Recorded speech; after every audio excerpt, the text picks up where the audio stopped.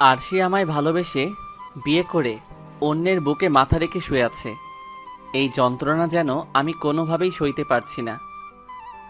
আমার কাছে একটাই পথ আছে বর্তমানে এই যন্ত্রণা থেকে মুক্তি পাবার, তা হলো মৃত্যু। কিচেন থেকে ছুরি নিয়ে এসে নিজের বুকে লাগাতার আঘাত করতে লাগলাম, কিন্তু তাতেও শেষ নিঃশ্বাস ত্যাগ হচ্ছে না। তবে মৃত্যুকে নিজের চোখের সামনে দেখতে পাচ্ছি আমি। পেটের ভিতর থেকে ভাড়াল বেরিয়ে আসছে, কিন্তু আমার কাছে এই কষ্টটাও কম মনে হচ্ছে আরশির দেওয়া কষ্ট থেকে।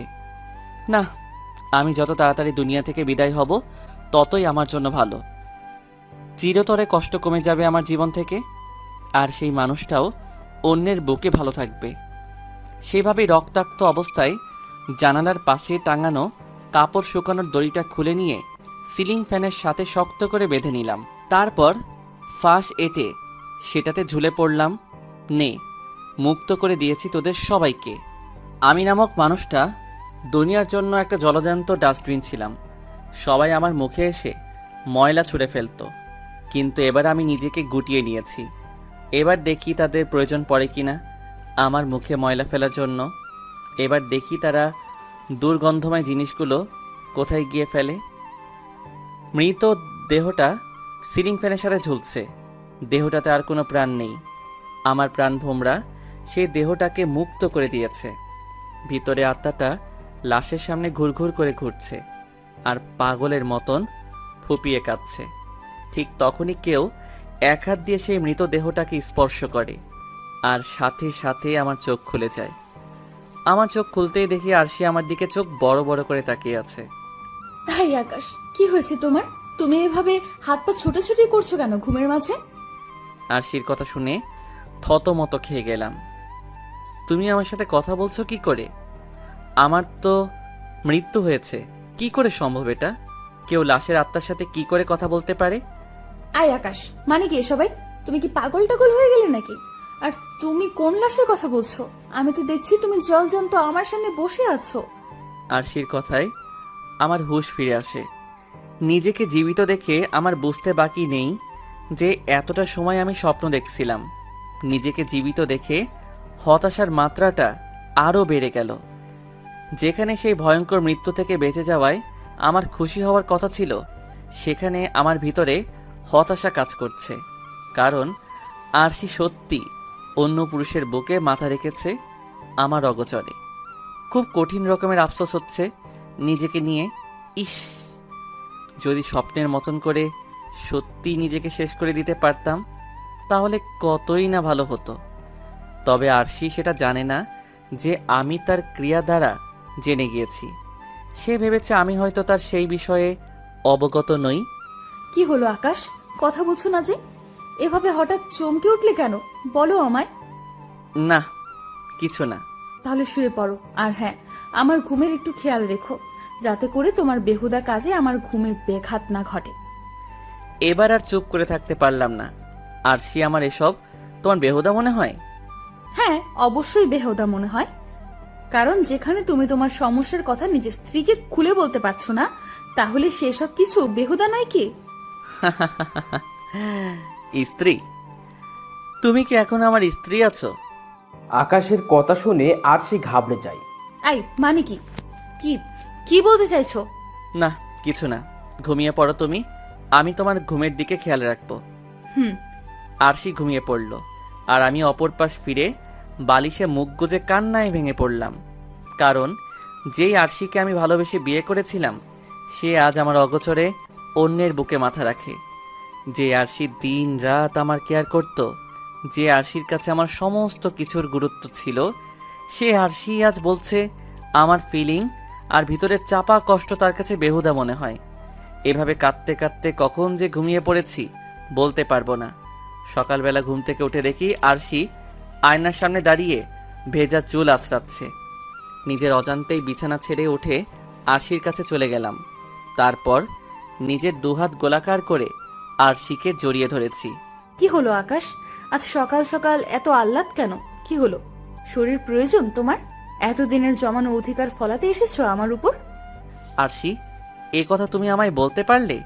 হ্যাঁ পারলাম, কারণ তোমার আচরণ আর স্পর্শ এখন অনেক ভয়ানক লাগে আমার কাছে। তোমার স্পর্শে এখন অন্য কিছু অনুভব করি আমি। কি বলতে চাইছো তুমি? কিছুই বলতে চাইছি না, তবে আমি চাই না তুমি আমায় আর স্পর্শ করো, কারণ তোমার স্পর্শ এখন অনেক জঘন্য লাগে আমার কাছে। আরশি, তোমার পরিবর্তনটা একটু বেশি হয়ে গিয়েছে মনে হচ্ছে না? হ্যাঁ, আমি পরিবর্তন হয়ে গেছি, কারণ আপনার মতন মানুষের জীবনে থাকতে আমার আর একদমই ইচ্ছে করছে না। আরশি, কি কারণে তোমার এমন পরিবর্তন? সে তো বলতে পারবো না, তবে এইটুকুই বলবো যে অনেকটা পরিবর্তন হয়ে গিয়েছি আমি। আর আপনার অস্তিত্ব দিন দিন আমার ভেতর থেকে মুছে যাচ্ছে। সো আমায় ছেড়ে দূরে গিয়ে দাঁড়ান। কখন আবার আমার সাথে উল্টাপাল্টা করে বসবেন খেয়ে জানে। বাহ আরশি বাহ, তুমি থেকে সম্মান দিয়ে আপনিতে নিয়ে চলে গেছো, আবার মানুষ থেকে কাপুরুষের খাতায় তো নাম লিখে দিচ্ছ আমার। আরশি, তোমার কাছে এতটা জঘন্য কি করে হলাম আমি? আজ বিয়ে হয়েছে 1 বছর, আমি তো আমাদের ওয়াদা ঠিকঠাক মতনই পালন করছি। বিয়ের আগে তোমার সাথে মিলে প্ল্যান করেছিলাম যে আমরা বিয়ের 3 থেকে 4 বছর পর বাচ্চা নিব। এর আগে আমরা দুজন দুজনের মতন করে ভালোভাবে সময় কাটাবো। কই, এতদিনে একবারও সে দৃষ্টিতে স্পর্শ করেছি তোমায়? না, তা করেননি, কিন্তু আমি কোনো রিস্ক নিতে চাই না। আর আসল কথা বললাম এই তো, যে আপনার স্পর্শ আমার কাছে এখন সহ্য হয় না। ঠিক আছে, আমি তোমায় আর স্পর্শ করব না। খুশি হলাম শুনে। এবার গিয়ে ফ্রেশ হয়ে নিন, আমি টেবিলে নাস্তা দিচ্ছি। সোজা চলে গেলাম ফ্রেশ হতে। ফ্রেশ হয়ে এসে নাস্তা টেবিলে বসতেই দেখি প্রতিদিনের ন্যায় সেই জেলি আর পাউরুটি। আরশি, এসব কি? এসব কি মানে? সকালের নাস্তা। আমি কি রোজ রোজ এসব খেয়ে অফিসে যাব নাকি? হাতের নাস্তা কোথায় তোমার? জি, এসব খেয়েই অফিসে যাবেন, আর হাতের নাস্তার দিন ভুলে যান। সেসব আর আমি বানাতে পারবো না। কিন্তু কেন? কারণ আপনার জন্য নাস্তা বানাতে আর ইচ্ছে করে না আমার। কত করবো আর আপনার জন্য? কি দিয়েছেন আপনি আমায় সেসবের বিনিময়ে? আরশি স্বামীকে নাস্তা বানিয়ে খাওয়াবে, তার জন্যেও কি বিনিময় লাগবে? হ্যাঁ, অবশ্যই লাগবে, কারণ আপনি আমায় বিয়ে করেছেন ঠিক, কিন্তু মনে রাখবেন আমি আপনার কেনা গোলাম না। সকালবেলায় লাট সাহেবের মতো ঘুমাবেন আর আমি উঠে নাস্তা বানাবো, সেসব আর হবে না। সো জেলি আর পাউরুটি গিলে খেয়েই অফিস করতে যান। আরশির ব্যবহার শুনে পুরোপুরি পাগল হয়ে গেলাম। কি বলবো, বলার ভাষা নেই। কি করে সম্ভব তার এতটা পরিবর্তন? না, আর ভাবতে পারছি না। কোনো মতে পাউরুটি আর জেলি গিলে অফিসের দেওয়া ভাঙাচোরা গাড়িটা নিয়ে রওনা হয়ে গেলাম। চলেন, যেতে যেতে পরিচয়টা দিয়ে দেই।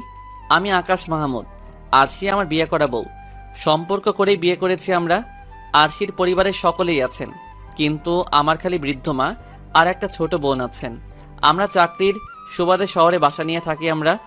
আমরা বলতে আমি আর আরশি, বাকি মা আর ছোট বোন গ্রামে থাকেন।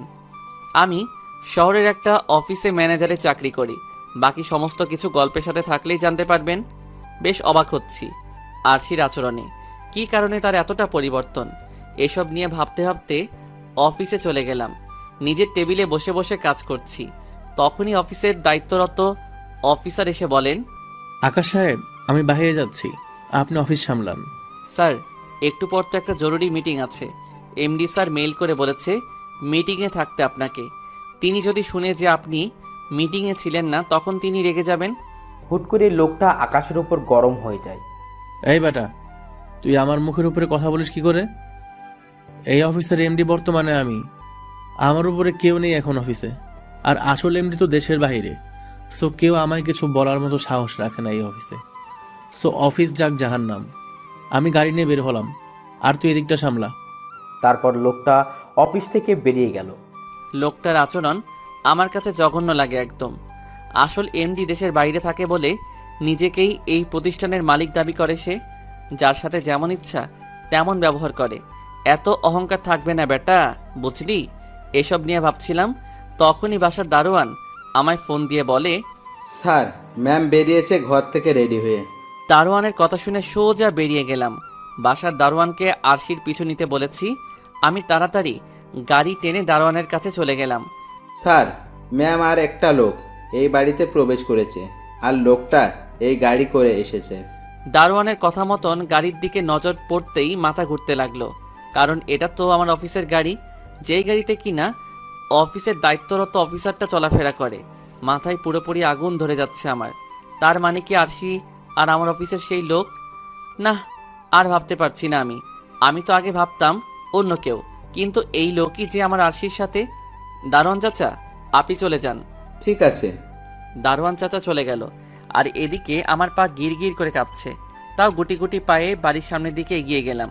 বাড়ির দরজার সামনে যেতেই দেখি হাসাহাসির আওয়াজ আসছে। হঠাৎই চোখ গেল দরজার দিকে, যে তারা দরজা আটকায়নি। আমি কোনো কথা না বলেই দরজা খুলে সোজা ঘরে ঢুকে গেলাম। তখনই নজর গেল ঘরের ভিতরে থাকা বিছানার দিকে, যার উপরে দুজন মানুষ পুরোপুরি বস্ত্র খুলে মিলন করছে। আমি সাথে সাথে চোখ হাত দিয়ে নজর ঘুরিয়ে ফেললাম। আমার ভিতরে যেন তুফান বইছে সেই দুটো মানুষকে দেখে। ইচ্ছে করছে কুপিয়ে মেরে ফেলে সেই দুটো মানুষকে, যারা আমার সাথে বিশ্বাসঘাতকতা করেছে। মনের ইচ্ছাটাকে জেদে পরিণত করে ফেললাম। হ্যাঁ, আজ দুটোকে একদম চিরতরে দুনিয়া থেকে বিদায় করে দিব। কিন্তু তৎক্ষণাৎ আবার বুক কাঁপতে শুরু করলো, কারণ জেদ তো উঠেছে, কিন্তু তাদেরকে মেরে ফেলার স্টেপস নিতে বুক কাঁপছে আমার। দ্বিধাদ্বন্দ্বে পড়ে গেলাম, কি করব আমি। নিজের দ্বিধাদ্বন্দ্ব আর জেদের মাঝখানে ভয়ঙ্কর এক বিস্ফোরণ ঘটে গেল। দ্বিধাদ্বন্দ্ব আর জেদ, এই দুটো থেকে কাকে বেছে নিব সেই ডিসিশন নিতে না পেরে আমার সামনে বরাবর একটা কাচের টি টেবিল রাখা ছিল, সেটার মধ্যে সজোরে হাত দিয়ে পাঞ্চ করে বসলাম। সাথে সাথে টি টেবিলের কাঁচ ভেঙে আমার হাতে ঢুকে গেল। সেই দুটো মানুষ আমার উপস্থিতি টের পেয়ে বিছানা ছেড়ে উঠে গিয়ে নিজেদের বস্ত্রহীন শরীরটাকে কাপড় দিয়ে ঢাকতে ব্যস্ত হয়ে পড়ল, আর শরীর ঢাকতে ঢাকতে বলতে লাগলো, এই যে আকাশ সাহেব, আপনি এখানে কি করছেন? আমি এখানে কি করছি মানে? আপনি আমার স্ত্রীর সাথে অবৈধ মেলামেশা করছেন, আর আমাকেই বলছেন আমি এখানে কি করছি?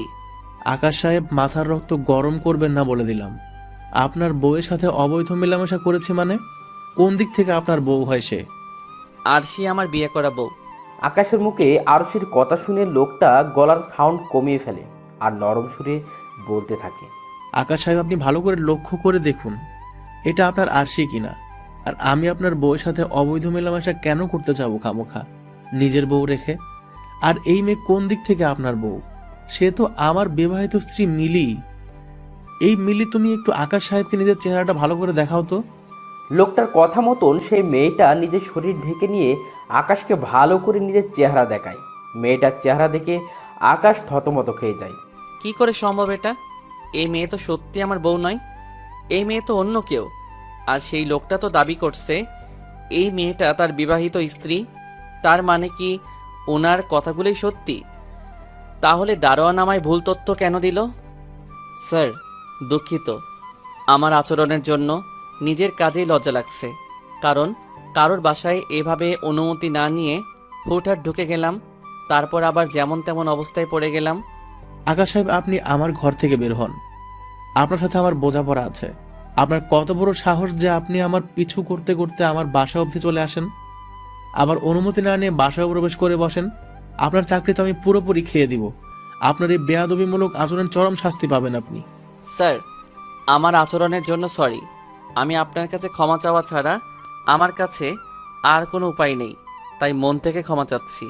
এবার আপনি ক্ষমা করবেন কি না করবেন সেটা আপনি জানেন। আর আপনার যদি ইচ্ছে হয় আমার চাকরি খেয়ে দিবেন, তাহলে সমস্যা নেই আমার, কারণ দোষ যেহেতু করেছি তাহলে সাজা তো পেতেই হবে। চললাম স্যার। তারপর মানুষটার বাসা থেকে বের হয়ে আসলাম, কিন্তু আমার মাথায় খেলছে না যে দারোয়ান আমায় মিথ্যে কেন বলল। পকেট থেকে ফোনটা বের করে সাথে সাথে দারোয়ানকে ফোন দিলাম। চাচা, আপনি আমায় ভুল তথ্য কেন দিলেন? আমি কেন মিথ্যা তথ্য দিতে যাব বাজান আপনাকে? তাহলে এই বাসায় এসে তো আমি আমার বউকে খুঁজে পাইনি। বাজান, বিশ্বাস করেন, আপনার বউ সেই বাসায় এই ঢুকেছে।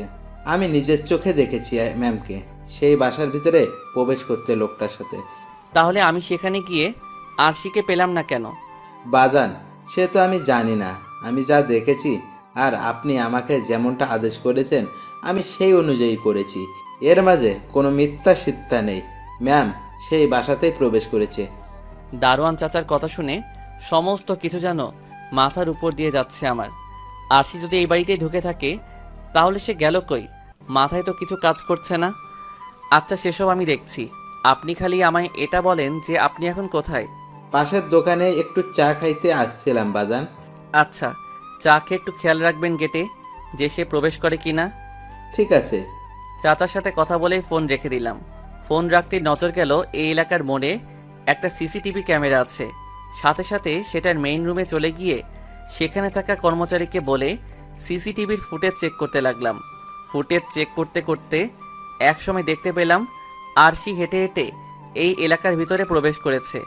সিসিটিভিতে স্পষ্ট তাকে দেখা যাচ্ছে, কিন্তু তার সাথে কোনো পুরুষ মানুষ নেই। সে একাই এসেছে এই এলাকায়। কিন্তু দারোয়ান চাচা যে বলল তার সাথে কেউ একজন ছিল। কি হচ্ছেটা কি আমার সাথে? কোনো কিছুরই তো মিল খুঁজে পাচ্ছি না। আবার দারোয়ান চাচাকে ফোন দিলাম। হ্যাঁ সাহেব।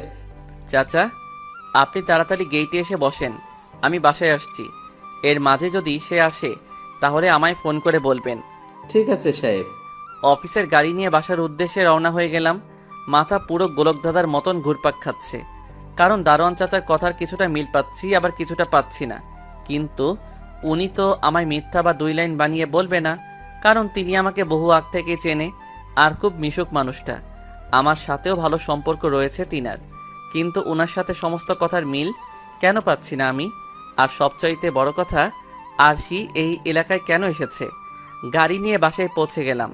চাচা, সে এসেছে? না সাহেব। আমি তাড়াতাড়ি ঘরে চলে গেলাম। ঘরে এসে দেখি দরজা ভিতর থেকে লক করা, তার মানে ভিতরে কেউ না কেউ আছে। পকেটে থাকা দ্বিতীয় চাবিটা দিয়ে ঘরের দরজা খুলে ভিতরে প্রবেশ করলাম। সারা বাড়ি তন্ন তন্ন করে খুঁজলাম, কিন্তু কাউকে দেখতে পেলাম না।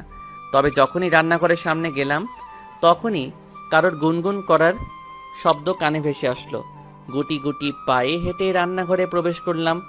তখনই দেখি আরশি কানে হেডফোন গুজে দিয়ে গান শুনছে, আর গানের তালে তালে গুনগুন করে করে রান্না করছে। এক টান দিয়ে সোজা হেডফোনটা খুলে নিলাম আরশির কান থেকে। তখনই সে পিছনে ঘুরে আমার গালের মধ্যে ঠাটিয়ে এক থাপ্পড় বসিয়ে দিল। আরশির আচরণে পুরোপুরি রোবট হয়ে গেলাম। এই সরি, আমি তোমায় দেখতে পাইনি। আর তুমি হুট করে এই অসময়ে বাড়ি আসবে কখনো কল্পনা করিনি। আমি ভেবেছি কে না কে, তাই অমন আচরণ করে ফেলেছি। সরি, আমার ভুল হয়ে গেছে। ঠিক আছে, সমস্যা নেই, কিন্তু তুমি আমায় আপনি ডাকবে না তুমি ডাকবে সেটা আগে ডিসাইড করো।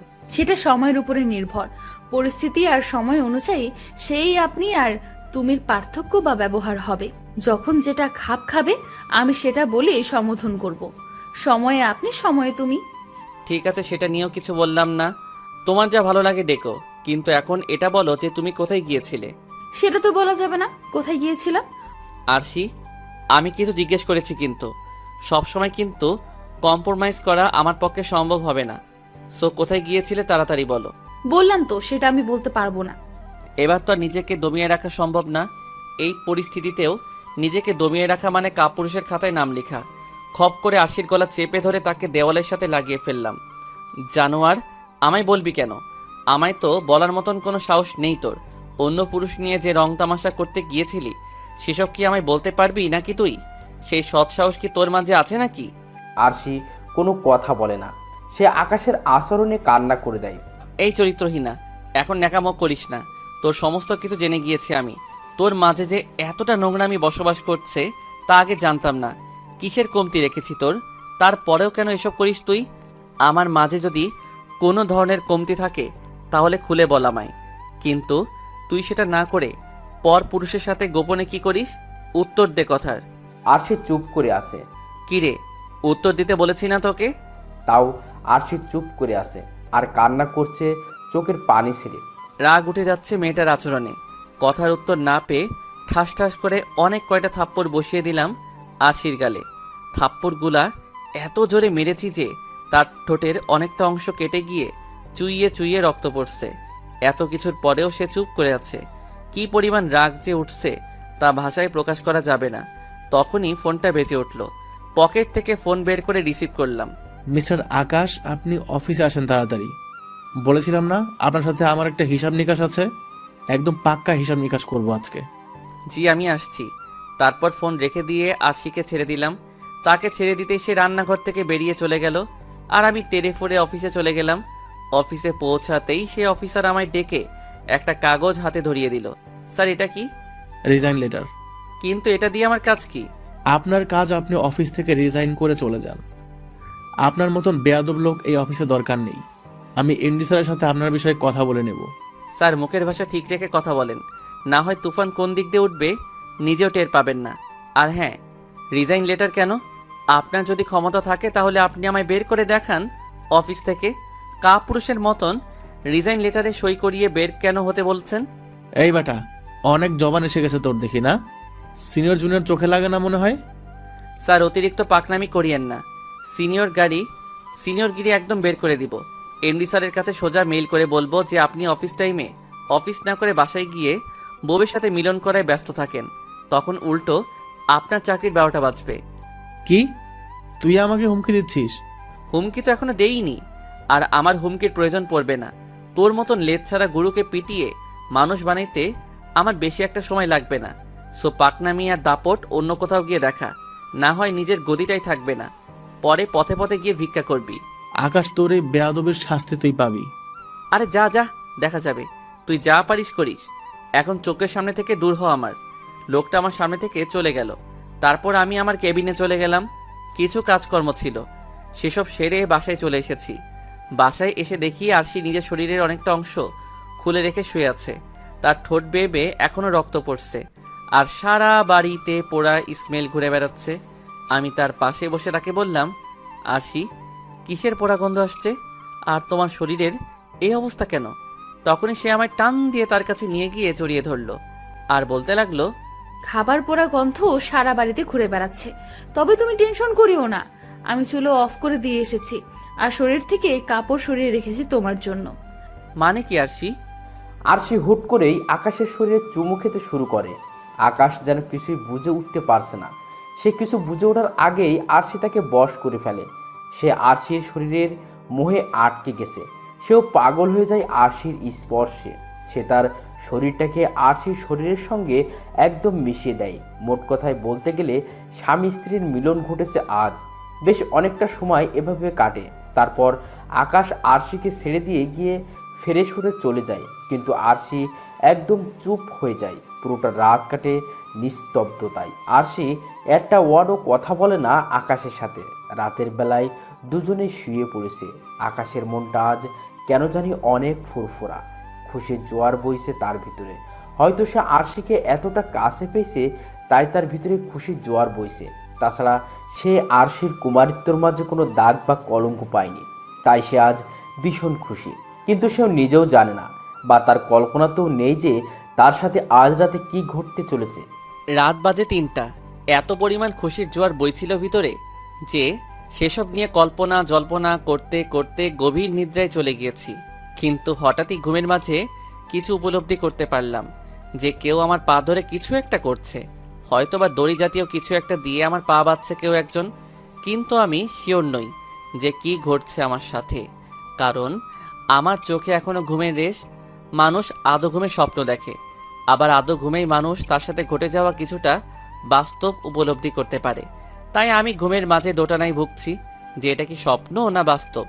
চোখ খোলার আপ্রাণ চেষ্টা করছি, কিন্তু আমার চোখ জোড়া খুলছে না। এভাবে অস্বস্তি নিয়েই কিছুটা সময় ঘুমের মাঝে কাটালাম, কিন্তু কিছুক্ষণ পর আমার দোটানা দূর হয়ে গেল, কারণ আমার পায়ের উপরে কেউ যেন পানির কল চালু করে দিয়েছে। ধরফর করে ঘুম থেকে উঠে গেলাম। তখনই দেখি আরশি আমার 2 পা জড়িয়ে ধরে তার সাথে মাথা ঠেকিয়ে কান্না করছে। কি হচ্ছে কিছুই বুঝতে পারছি না। আমি যে ঘুম থেকে উঠে গিয়েছি সেই দিকে আরশির কোনো খেয়াল নেই, কারণ সে মাথা নুইয়ে রেখেছে। এ আরশি, কি হয়েছে তোমার? আকাশের ডাক শুনে আরশি থতমত খেয়ে যায়। সে চমকিত দৃষ্টিতে আকাশের দিকে তাকিয়ে আছে, আর তার চোখ বেয়ে টুপ টুপ করে পানি ঝরছে। আরশির এইরূপ আচরণ যেন আকাশ এই জীবনের প্রথম দেখল। আরশির এমন আচরণে সে অভ্যস্ত নয়। কেমন একটা খটখাটানি হচ্ছে তার মনের ভিতরে। কলিজায় এক ধরনের একটা পিন পিন করে ব্যথা করছে। সে আবার আরশিকে জিজ্ঞেস করে, কি হলো আরশি, কি হয়েছে তোমার? এবারও কোনো উত্তর দেয়নি আরশি। আরশি, কি হলো বলবে তো নাকি? তোমার এই অদ্ভুত আচরণের পিছনে রহস্যটা কি? কি কারণে তোমার এই অদ্ভুত ভনিতা? জানি না আমি। পাগল ভেবেছো আরশি তুমি আমায়? মানুষ অদ্ভুত আচরণ করবে অথচ তার পিছনে কোনো রহস্য থাকবে না, সেটা কি করে হয়? আকাশ, তুমি পাগল নাও, আর না তোমাকে আমি পাগল বানাচ্ছি। সত্যি এসবের কোনো উত্তর নেই আমার কাছে। তবে হ্যাঁ, আমার ইচ্ছে করছে তোমার বুকে যেতে। আমার ইচ্ছে করছে তোমার সাথে খুব করে ঘনিষ্ঠতা করতে। আমার ইচ্ছে করছে তোমার সেই হৃদয় কাঁপানো স্পর্শ পেতে। বুকে টেনে নাও না আমায় আকাশ, আজ তোমার জন্য উন্মুক্ত।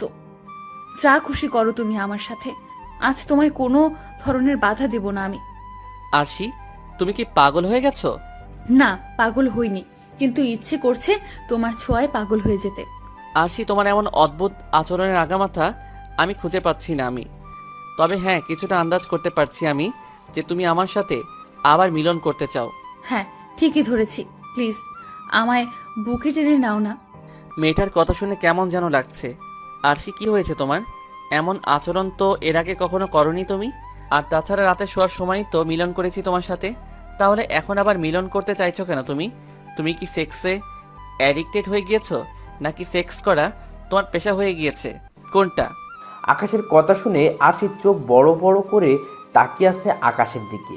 সে যেন এই আকাশকে আগে কখনো দেখেনি, এমন ভয়ঙ্কর দৃষ্টিতে তাকিয়ে আছে সে। কি হলো, ভূত দেখে ফেলেছো মনে হয়? আকাশ, তুমি এত বড় কথা বলতে পারলে আমায়? তুমি আমায় কোনো না কোনোভাবে ইঙ্গিত করলে যে আমি পুরুষের শরীরতায় বা পুরুষের স্পর্শে আসক্ত।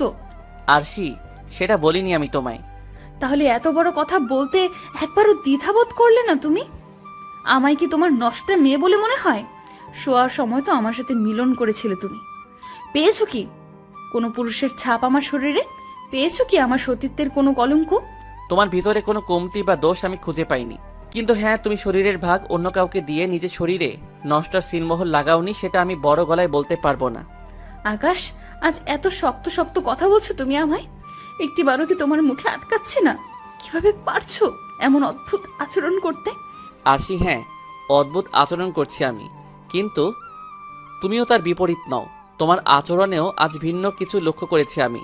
আর হ্যাঁ, মুখে আটকালেও আজ বলতে হচ্ছে কিছু কথা, কারণ কিছু জিনিস চোখে পড়েছে আমার, তাই না বলে আর থাকতে পারছি না। আর শোনো, কিছু মানুষের কুমারিত্ব একেবারে নষ্ট হয় না। কিছু মানুষের কুমারিত্ব অধিক কয়বার মিলন করলে গিয়ে তারপর নষ্ট হয়। তাহলে তুমি বলো যে তোমার সেসব আচরণ আমার চোখে পড়ার পরেও আমি কিভাবে তোমায় বিশ্বাস করব? কারণ সেসব তো আমি নিজের চোখে দেখেছি। আকাশ, স্টপ প্লিজ। আর বলিও না ওসব কথা। আমার কানের পর্দা ফেটে যাচ্ছে তোমার এসব কথা শুনে। তবে শেষ একটা কথা মাথায় রেখো, আজ তোমার সাথে ঘনিষ্ঠতা করতে চেয়েছি অন্য একটা কারণে। আর মানুষের চোখের দেখাতেও কোনো ভুল হয়, তোমারও হয়তো তাই হয়েছে। হ্যাঁ, হতে পারে, কিন্তু একাধিকবার মানুষ চোখে ভুল দেখে না, তাই তোমার ভুল দেখার বিষয়টা বিশ্বাস করতে পারছি না। আকাশ, সময় যেন অনুশোচনা না হয় সেই দিকে কিন্তু ভালোভাবে খেয়াল রেখো। তোমার কথার কোনো উত্তর এই আজ আমার কাছে নেই, না আছে নিজেকে নির্দোষ দাবি করার কোনো প্রমাণ। কিন্তু একটা সময় তুমি সবটাই বুঝে যাবে। সময় হলে দেখা যাবে। এবার ঘুমিয়ে পড়ো তুমি। আমার কাছে টানবে না এটাই ফাইনাল? ভেবেচিন্তে বলবে কিন্তু, কারণ হয়তো এরপর আর সুযোগটা পাবে না তুমি। না, তোমায় আজ আর কাছে টানবো না, এটাই ফাইনাল। কারণ আমার মতে একটা মানুষ একদিনে একাধিকবার মিলন করতে পারে না। আর যারা করে তাদের ভিতরে ভালোবাসা থেকে নারীর শারীরিক ভোগ করার খিদেটা বেশি বলে আমি মনে করি। সো আমার দ্বারা আজ আর এসব হবে না। অন্য কোনো দিন যখন তোমায় খুব করে কাছে টানতে ইচ্ছে করবে, তখন ভালোবাসা দিয়ে রাঙিয়ে দিব তোমায়। আচ্ছা ঠিক আছে, ঘুমিয়ে পড়ো। বাট আমি তোমায় নিজ ইচ্ছায় আজ জড়িয়ে ধরছি। প্লিজ এটা নিয়ে কিছু বলো না তুমি। ঠিক আছে। তারপর মেয়েটা আমায় জড়িয়ে ধরে বুকে মুখ গুজে দিল। আমি তার এই অদ্ভুত আচরণ নিয়ে ভাবনা চিন্তায় বিভোর। কিছু সময় পরে ভেবেচিন্তে একটা উত্তর পেলাম। হয়তো তার সত্যি জেনে গেছি বিদায় সে আমায় কাছে টেনে সেসব ভুলানোর ট্রাই করছে। কিন্তু আমি তো ভুলবো না, দোষকে কখনোই ঢাকবো না আমি। হয়তো ভুলের ক্ষমা হবে, কিন্তু মনে সেসব পুষে রেখে ভালোবাসবো না। দেখতে দেখতে আরও কিছুটা সময় কেটে গেল। মেয়েটা আমার বুকে পড়ে পড়ে শান্তির ঘুম ঘুমাচ্ছে। মেয়েটার ঘুমন্ত চেহারার দিকে নজর যেতেই সমস্ত কিছু ভুলে গেলাম আমি। আপনা আপনি মেয়েটার কপালে চুমু খেতে শুরু করলাম। শুধু তার কপালে নয়, তার সারা মুখমণ্ডলে চুমু খাচ্ছি। কিন্তু হঠাৎই তার চোখে নোনা পানি আমার ঠোঁটে এসে লাগলো, আর সাথে সাথে বুকটা ছ্যাঁত করে উঠল। কেমন যেন খারাপ লাগা কাজ করছে এখন, কারণ একটা সময় মেয়েটার চোখের পানি আমার সহ্য হতো না। আর আজকে কিভাবে যে সহ্য করলাম তা আল্লাহ ভালো জানে। মেয়েটা ঘুমিয়ে পড়েছে, আমিও পড়ে গেলাম, তার সাথে সাথে ঘুমিয়ে পড়লাম। সকালবেলায় ঘুম ভাঙতে দেখি 10টা 15 বাজে। ইন্নালিল্লাহ, অফিস টাইম তো পার হয়ে যাচ্ছে। অলরেডি 15 মিনিট লেট আমি। এদিকে আরশি এখনও আমায় জড়িয়ে ধরে ঘুমিয়ে আছে। এই আরশি, উঠে পড়ো, আমার অফিস টাইম চলে যাচ্ছে। মেয়েটাকে ডেকে দিয়ে তাকে নিচে থেকে ছাড়িয়ে নিয়ে তড়ি ঘড়ি করে উঠে পড়লাম। উঠে ওয়াশরুমে এসে ফ্রেশ হয়ে নিয়েছি। ওয়াশরুম থেকে বের হয়ে রেডি হয়ে নিলাম। তারপর রুমে এসে দেখি আরশি বিছানায় বসে বসে ঝিমোচ্ছে। আজ আমার আর সকালে নাস্তা খাওয়া হবে না। আরশির কপালে ঠোঁট জোড়া লাগিয়ে দিয়ে গাঢ় করে একটা চুমু খেলাম। আরশি তুমি থাকো, আমি অফিসে চলে যাচ্ছি। তুমি ঘুম থেকে উঠে কিছু একটা বানিয়ে খেয়ে নিও। কেন, তুমি খাবে না? না, আমার অফিস টাইম পেরিয়ে যাচ্ছে। আচ্ছা, অফিসে কিছু একটা খেয়ে নিও। ঠিক আছে। আরশিকে রেখে গাড়ি নিয়ে অফিসে চলে গেলাম। অফিসে এসে হালকা পাতলা কিছু খেয়ে নিয়েছি, তারপর নিজের মতন কাজ করছি। হঠাৎই আমার পুরনো কলিগ রিহা আমার সাথে দেখা করতে আসে। তার সাথে আমি অন্য একটা অফিসে চাকরি করতাম, আর তাছাড়া সে সম্পর্কে আরশির চাচাতো বোন লাগে। তার মাধ্যমেই আরশির সাথে আমার রিলেশন হয়েছে। কী রে, হঠাৎ তুই এখানে? কি করব বল, তোদের তো সময় নেই আমাদের খবর নেওয়ার, তাই নিজেই চলে এলাম। তোর অফিস নিয়ে আজকে? ছুটি নিয়েছি আজকে। ও যাক, ভালোই হয়েছে এসেছিস। দুজনে মিলে একটু আড্ডা টাড্ডা দেওয়া যাবে। কিন্তু অফিসে আড্ডা দিবি নাকি? চল বাইরে কোথাও ঘুরে আসি, না হয় আমার বাড়ি চল, কারণ মাও তোকে দেখতে চেয়েছে। কি বলিস? অফিস টাইমে কি করে বেরোবো? আরে একদিন একটু বেরোলে কি হবে? আর তাছাড়া তুই তো ম্যানেজার অফিসের, তোকে কে কি বলবে? তাও কেমন না হুটহাট অফিস থেকে বের হওয়া? আরে চল, কিচ্ছু হবে না, একদিনেরই তো ব্যাপার। চল তোকে বাসায় নিয়ে গিয়ে স্পেশাল কফি বানিয়ে খাওয়াবো। ঠিক আছে চল। রিহার সাথে তার বাসায় চলে গেলাম, কিন্তু তার বাড়ি গিয়ে দেখি পুরো বাড়ি নির্জন। কি রে, আন্টি কোথায়? হয়তো কোথাও বেরিয়েছে, এসে পড়বে হয়তো। চল আমার রুমে চল। রিহার সাথে তার রুমে গেলাম। তার সাথে রুমে যেতেই সে পিছন থেকে রুমের দরজা আটকিয়ে দিয়ে আমায় ধাক্কা দিয়ে খাটে ফেলে দিল। তারপর আমার উপরে উঠে বসলো। রিহা, কি করছিস কি এসব? কি করছি বুঝিস না? রিহা প্লিজ ছাড় তুই আমাকে। তোকে তো ছেড়ে দেওয়ার জন্য এখানে আনিনি। তারপর রিয়া হুট করেই তার বুক থেকে ওড়না ফেলে দিয়ে আকাশের বুকে তার ঠোঁট জোড়া চেপে ধরে চুমু খেতে শুরু করে। আকাশ তো পুরো অবাক হয়ে যায় রিয়ার এমন কাণ্ড দেখে। সে রিয়াকে বারবার বারণ করতে থাকে, কিন্তু রিয়া শুনে না। তাই আকাশ তাকে ধাক্কা দিয়ে তার ওপর থেকে রিয়াকে এক পাশে ফেলে দেয়, কারণ সে নিজের শরীরের ভাগ আশীর্বাদে অন্য কাউকে দিতে রাজি নয়। আকাশ খুব জটিল একটা মানুষ। যেখানে মানুষ নিরালয়ে মজা খুঁজে, সেখানে আকাশ রিয়াকে ধাক্কা দিয়ে খাটের এক পাশে ফেলে দিয়েছে। রিয়ার এমন আচরণে আকাশের মাথা পুরোপুরি গরম হয়ে যায়। রিহা, একদম থাপড়ে গালের দাঁত সব কয়টা ফেলে দিব তোর। তুই ভালো করে জানিস যে আমি কেমন, তারপরেও তোকে এসব করার সাহস কে দিয়েছে? আকাশ, আমার তোকে চাই। তোর শরীরের সাথে নিজের শরীরের মিলন ঘটাতে চাই আমি আরও চাই তোর শরীরের যৌনতা প্লাস আমার শরীরের যৌনতার সাথে মিলে কিছু একটা হোক। আমি চাই তুই আমার শরীরের মজা পুরোপুরি লুটে নেয়। রিয়ার কথা শুনে আকাশের শরীরের রক্ত খলখল করছে। সে সোজা গিয়ে রিহার চুলের মুঠি ধরে ঠাস ঠাস করে কয়েকটা থাপ্পড় বসিয়ে দেয় রিহার গালে।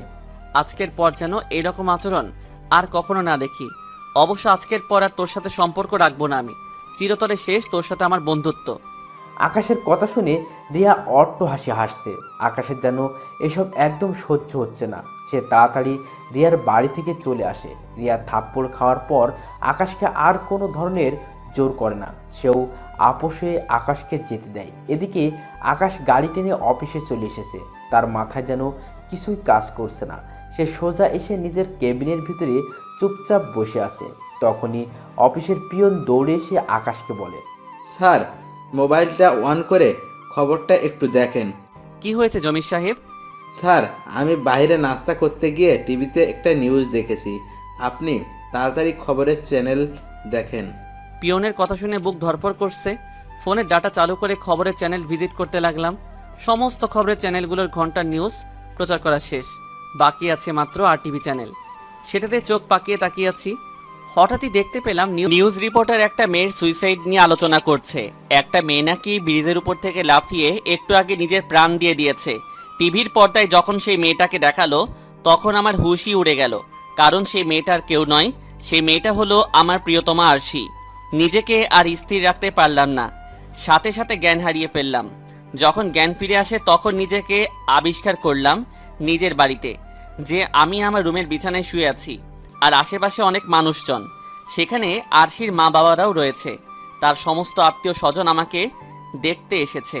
আমার জ্ঞান ফিরতেই আমি আরশির নাম ধরে ডাকতে লাগলাম, আরশি, এ আরশি, কোথায় তুমি? কিন্তু আরশি কোনো সাড়া শব্দ করল না। তখনই আরশির সেই ব্রিজ থেকে লাফিয়ে সুইসাইড করার কথাটা মনে পড়ল। পুরোপুরি মাতাল হয়ে গেলাম আমি। সেসব কথা মনে করতেই বিছানা ছেড়ে উঠে গেলাম আরশির নাম ধরে ডাকতে ডাকতে। এই আপনারা কেউ আমার আরশিকে দেখেছেন? কেউ আকাশের কথার কোনো উত্তর দিচ্ছে না। সবাই চোখের পানি ছেড়ে কান্না করছে। এই আপনাদের কি হয়েছে? আপনারা সবাই কান্না করছেন কেন? আকাশের কথা শুনে এবার আরশির আম্মু কান্না করতে করতে বলে, বাবা, আরশি আর নেই, সে সুইসাইড করে মারা গিয়েছে। না, আমি এসব বিশ্বাস করি না। আর আরশি শুধু শুধু কেন সুইসাইড করতে যাবে? বাবারে, সেটা তো আমরাও বুঝতে পারছি না যে সে কেন এমন করেছে। তার এমন করার পেছনে রহস্য তো আমরা নিজেরাও জানি না। তার উত্তর তো শুধু আরশিই দিতে পারত, কিন্তু সে তো আর দুনিয়ায় নেই। তাকে গতকালই আমরা দাফন করে দিয়ে এসেছি মাটির নিচে। কি? আরশিকে আপনারা দাফন করে দিয়ে এসেছেন মানে? আর আমি কোথায় ছিলাম তাহলে তখন?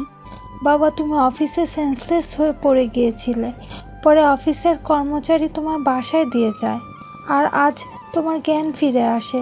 আমরা চেয়েছিলাম তোমার জ্ঞান ফিরলেই আরশির বাকি কাজ সম্পূর্ণ করব। কিন্তু আরশির দেহের অবস্থা ভালো ছিল না, একদম বিকৃত হয়ে গিয়েছে তার চেহারা। আমরা নিজেরাই তাকে চিনতে পারছিলাম না, এমন বীভৎস অবস্থা হয়েছে তার লাশের। তাই আমরা তাকে তাড়াতাড়ি দাফন করে দিয়েছি। ধ্রাম করে মাটিতে বসে পড়লাম। আমার যেন দুনিয়াদারির আর কোনো ঠিক ঠিকানা নেই। সমস্ত কিছুই যেন কেমন গুলিয়ে যাচ্ছে। মাটিতে বসে ছোট বাচ্চার মতন আরশি আরশি বলে চেঁচিয়ে চেঁচিয়ে কান্না করছি। সবাই আমাকে সান্ত্বনা দেওয়ার চেষ্টা করছে, কিন্তু এই সান্ত্বনাতে কি প্রিয় মানুষটাকে হারানো যন্ত্রণা মিটবে? চোখের পানি যেন বাধাই মানছে না। এত পরিমাণ কান্না করেছি যে সারা শরীর দুর্বল হয়ে আছে আমার। মাথায় এক জাতীয় সাইলেন্ট পেইন দিচ্ছে।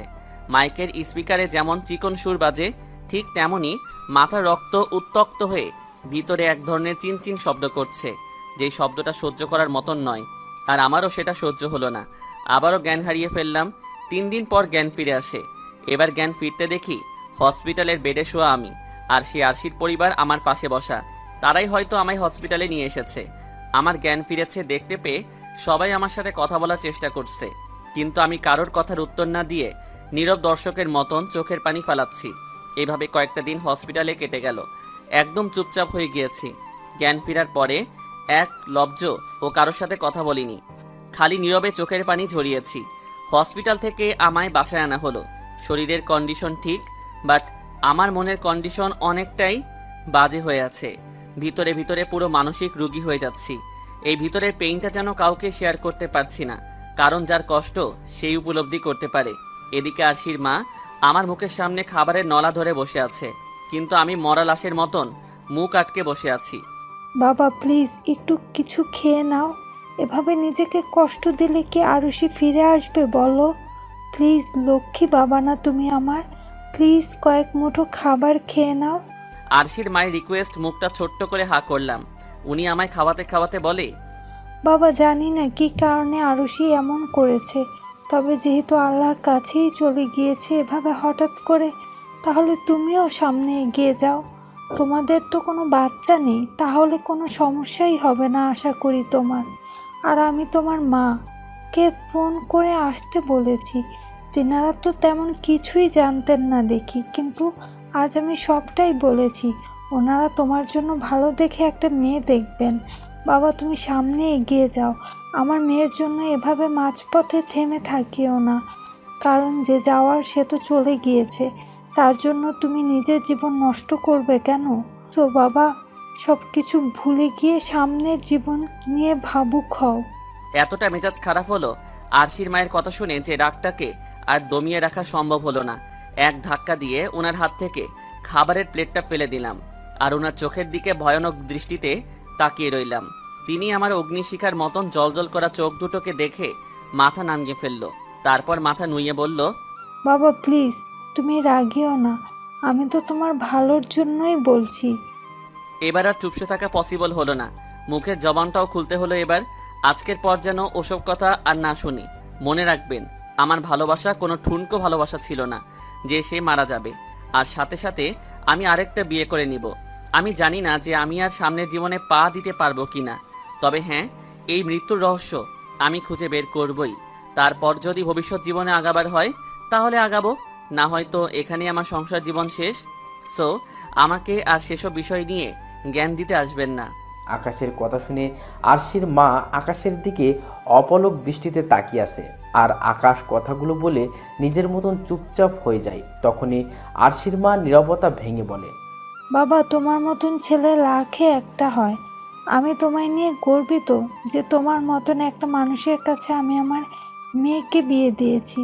কিন্তু আমার মেয়েটার কপাল পোড়া, যার কারণে সে হুটহাট এভাবে সুইসাইড করার ডিসিশন নিয়েছে। না, হয়তো তোমার কাছে সে ভালোবাসায় কমতি পেত না। আমি দোয়া করি তোমার জীবনে সফলতা আসুক। আর কিছুক্ষণ পর হয়তো তোমার মা আসলে আমরা চলে যাব, কিন্তু মাথায় রেখো, আমি মানুষটার জন্য তোমার দোয়া আজীবন খোলা থাকবে। আমি বেঁচে থাকতে তোমার জন্য সেই দোয়ার কোনো দিন বন্ধ করব না। কারণ আমার মেয়ে তো তোমার মূল্য দেয়নি, তার হয়ে না হয় আমিই তার প্রায়শ্চিত্ত করব। আর শুধু তার জন্যই নয়, তোমার উদার মন মানসিকতার জন্য আমার দোয়ায় সব সময় খোলা রাখবো আমি। আমার মেয়ে মরে গিয়েছে তো কি হয়েছে, আমি মেয়ে হারিয়ে একটা ছেলে পেয়েছি, যা সোনার টুকরোর চাইতেও কম না। আর কোনো উত্তর দিলাম না, চুপচাপ বসে আছি বিছানায়। বিকেলে গ্রাম থেকে ছোট বোন আর মা আসলো। রাতের দিকে আরশির মা আরও বাকি যারা ছিলেন সবাই চলে গেল। এদিকে আমার মা তো পুরো অবাক, কারণ আরশি মারা গিয়েছে এতদিন হলো, অথচ উনি কিছুই জানেন না। কিরে বাবা, তুই আমার কিছু জানালি না যে? মা সেই পরিস্থিতিতে ছিলাম না। তারপরে তো আমায় বলবি নাকি? মা বাদ দাও ওসব কথা, আমার ওসব নিয়ে আর কথা বলতে ভালো লাগছে না। আচ্ছা যা, বাদ দিলাম, কিন্তু একটা কথা শোন, আরশির পরিবারের সবাই অনেক ভালো, আর বিশেষ করে আরশির মামনিও অনেক ভালো ছিল। সো আমার মনে হয় না যে আরশি নিজে এসব করেছে। আমার মনে হয় কেউ তাকে দিয়ে এসব করিয়েছে। সো তুই এই রহস্য উদ্ঘাটন কর। তা তো আমি করবই, কিন্তু তার আগে আমার ভিতরটা ঠিকঠাক হোক আগে। হুম। দেখতে দেখতে আরো 2 সপ্তাহ কেটে গেল। আমি অফিসে যাওয়া একদম অফ করে দিয়েছি। আমি নিজেকে ঠিকঠাক করব কি, উল্টা আরো বিগড়ে যাচ্ছে আমার অবস্থা। কারণ সব সময় খালি আরশির সাথে কাটানো সেই শেষ মুহূর্তটা চোখের সামনে ভেসে ওঠে আমার। ঘুমাতে গেলেও আরশির কথা মনে পড়ে, একাকিত্ব সময় কাটালেও আরশির কথা মনে পড়ে। দিন দিন আরো কড়াভাবে আরশি আমার মনের ভিতরে গেঁথে বসছে। কোনো মতেই তার সাথে কাটানো সেই শেষ মুহূর্তগুলো ভুলতে পারছি না। আর আমি সেসব ভুলতে চাইও না, কারণ মানুষটাকে আমি অনেক বেশি ভালোবাসি। দেখতে দেখতে 1 মাস কেটে গেল আর আমি আরও ভেঙে পড়লাম। আমার অবস্থাও বেগতিক হতে লাগলো, কিন্তু আমার মা হাল ছাড়লো না। তিনি সেই যে এসেছেন আর যাননি, তিনি সব সময় আমাকে ভালো মন্দ বোঝানোর ট্রাই করে। তার উপরে আরশির আম্মুও অনেক বোঝায় ফোন দিয়ে যে আমি সামনের জীবনে না এগোলেও যেন জবটা ঠিকঠাক মতন করি। আজ 1 মাস 3 দিন পুরোপুরি পাগল হয়ে গিয়েছি আমি। আরশি ছাড়া কিছুই চোখে দেখি না আমি, কিন্তু আমার মায়ের চোখের পানিতে খোদা আমায় সেসব থেকে বের করে আনে। মা আমার হাত ধরে চোখের পানি ছেড়ে কান্না করে। তখন আবার টিনাকে কথা দেই যে অফিসে জয়েন করব। চুল দাড়ি সমস্ত কিছু মোটামুটি বড় হয়ে গিয়েছে। সেদিন বিকালে চুল দাড়ি কেটে পরের দিন অফিসে চলে গেলাম। অফিসে গিয়েই দেখি আমার জায়গায় অন্য ম্যানেজার নিয়েছে সেই অফিসার। আমি সোজা আমার কেবিনে চলে গেলাম। অফিসের সবাই আমার দিকে হা করে তাকিয়ে আছে। তখনই সেই অফিসার আমার রুমে আসে। কি হয়েছে মিস্টার আকাশ সাহেব, আপনি আবার এই অফিসে কেন? এই অফিসে কেন মানে? আমি এখানে চাকরি করি তাই এসেছি। না না, আপনার আর দরকার নেই। আজ 1 মাসের বেশি সময় পর অফিসে এসেছেন আপনি। কি বাপের দিনের সম্পত্তি পেয়েছেন নাকি? এই অফিসে আপনার জায়গায় অন্য একজনকে নিয়ে নিয়েছে আমরা। সো আপনি অন্য কোথাও জব খুঁজুন গিয়ে। স্যার, অতিরিক্ত হয়ে যাচ্ছে না? আমায় বের করার অধিকার কে দিয়েছে আপনাকে? এমনি স্যার বলেছি কি আমার বের করতে? না, তিনি বলেননি, কিন্তু আমি বের করে দিয়েছি। এমনিতেই মাথা আউলে আছে আরশির মৃত্যুর পর থেকে, তার উপরে এই লোকের বাড়াবাড়ি। সোজা গিয়ে ব্যাটার কলার চেপে ধরলাম। কি সমস্যা তোর? অনেক পাওয়ার পেয়ে গেছিস মনে হয় আমি না থাকায়। আকাশ সাহেব, কলার ছাড়ুন আর সম্মানের সহিত অফিস থেকে বেরিয়ে যান। তোর সম্মানের খাতায় আগুন বলে ঠাস করে কানের নিচ বরাবর একটা লাগিয়ে দিলাম। মিস্টার আকাশ, তোর কত বড় সাহস যে তুই আমায় মারিস! এর ফল তুই পাবি। আগের বার বেয়াদবি করার কারণে তুই তো বউকে হারিয়েছিস, এবার তুই নিজেই কবরের তলে যাবি। একটু ধৈর্য ধর শুধু তুই। লোকটার কথা শুনে পায়ের রক্ত পুরো মাথায় উঠে গেল। কি, আমার বউকে হারিয়েছি মানে? তার মানে তুই আমার আরশির সাথে কিছু করেছিস? লোকটা আকাশের কথার কোনো উত্তর না দিয়ে জোরে জোরে অট্ট হাসি হাসছে। এদিকে আকাশের সারা শরীরে তো পুরো আগুন জ্বলছে। সে বুঝে গেছে যে যে আরশির মৃত্যুর পিছনে এই অফিসারের হাত রয়েছে। সে আর রাগ পুষে রাখতে না পেরে পাশে থাকা একটা কম্পিউটার উঠিয়ে নিয়ে সেই অফিসারের মাথায় বাড়ি দিয়ে বসে। এত জোরে আকাশ লোকটার মাথায় বাড়ি মারে যে কম্পিউটার ভেঙে কয়েক টুকরো হয়ে যায় আর লোকটা অজ্ঞান হয়ে মাটিতে পড়ে যায়। তখনই অফিসারের অনেক কয়েকজন কর্মচারী এসে আকাশকে ধরে সেই অফিসার থেকে দূরে সরিয়ে নিয়ে যায়। আকাশের মাথায় দাউ দাউ করে আগুন জ্বলছে। অন্যদিকে থাইল্যান্ডের একটা রেস্টুরেন্টে বসে আরশি আর অচেনা একটা লোক খাবার খাচ্ছে। লোকটা তখন আরশিকে বলে, জানু, আর কিছু অর্ডার করব? ইবনাথ প্লিজ আমায় এসব নামে ডেকো না, আমি এখনো তোমায় সেভাবে গ্রহণ করতে পারিনি। আরে বেবি, তুমি এত সংকোচ করছো কেন?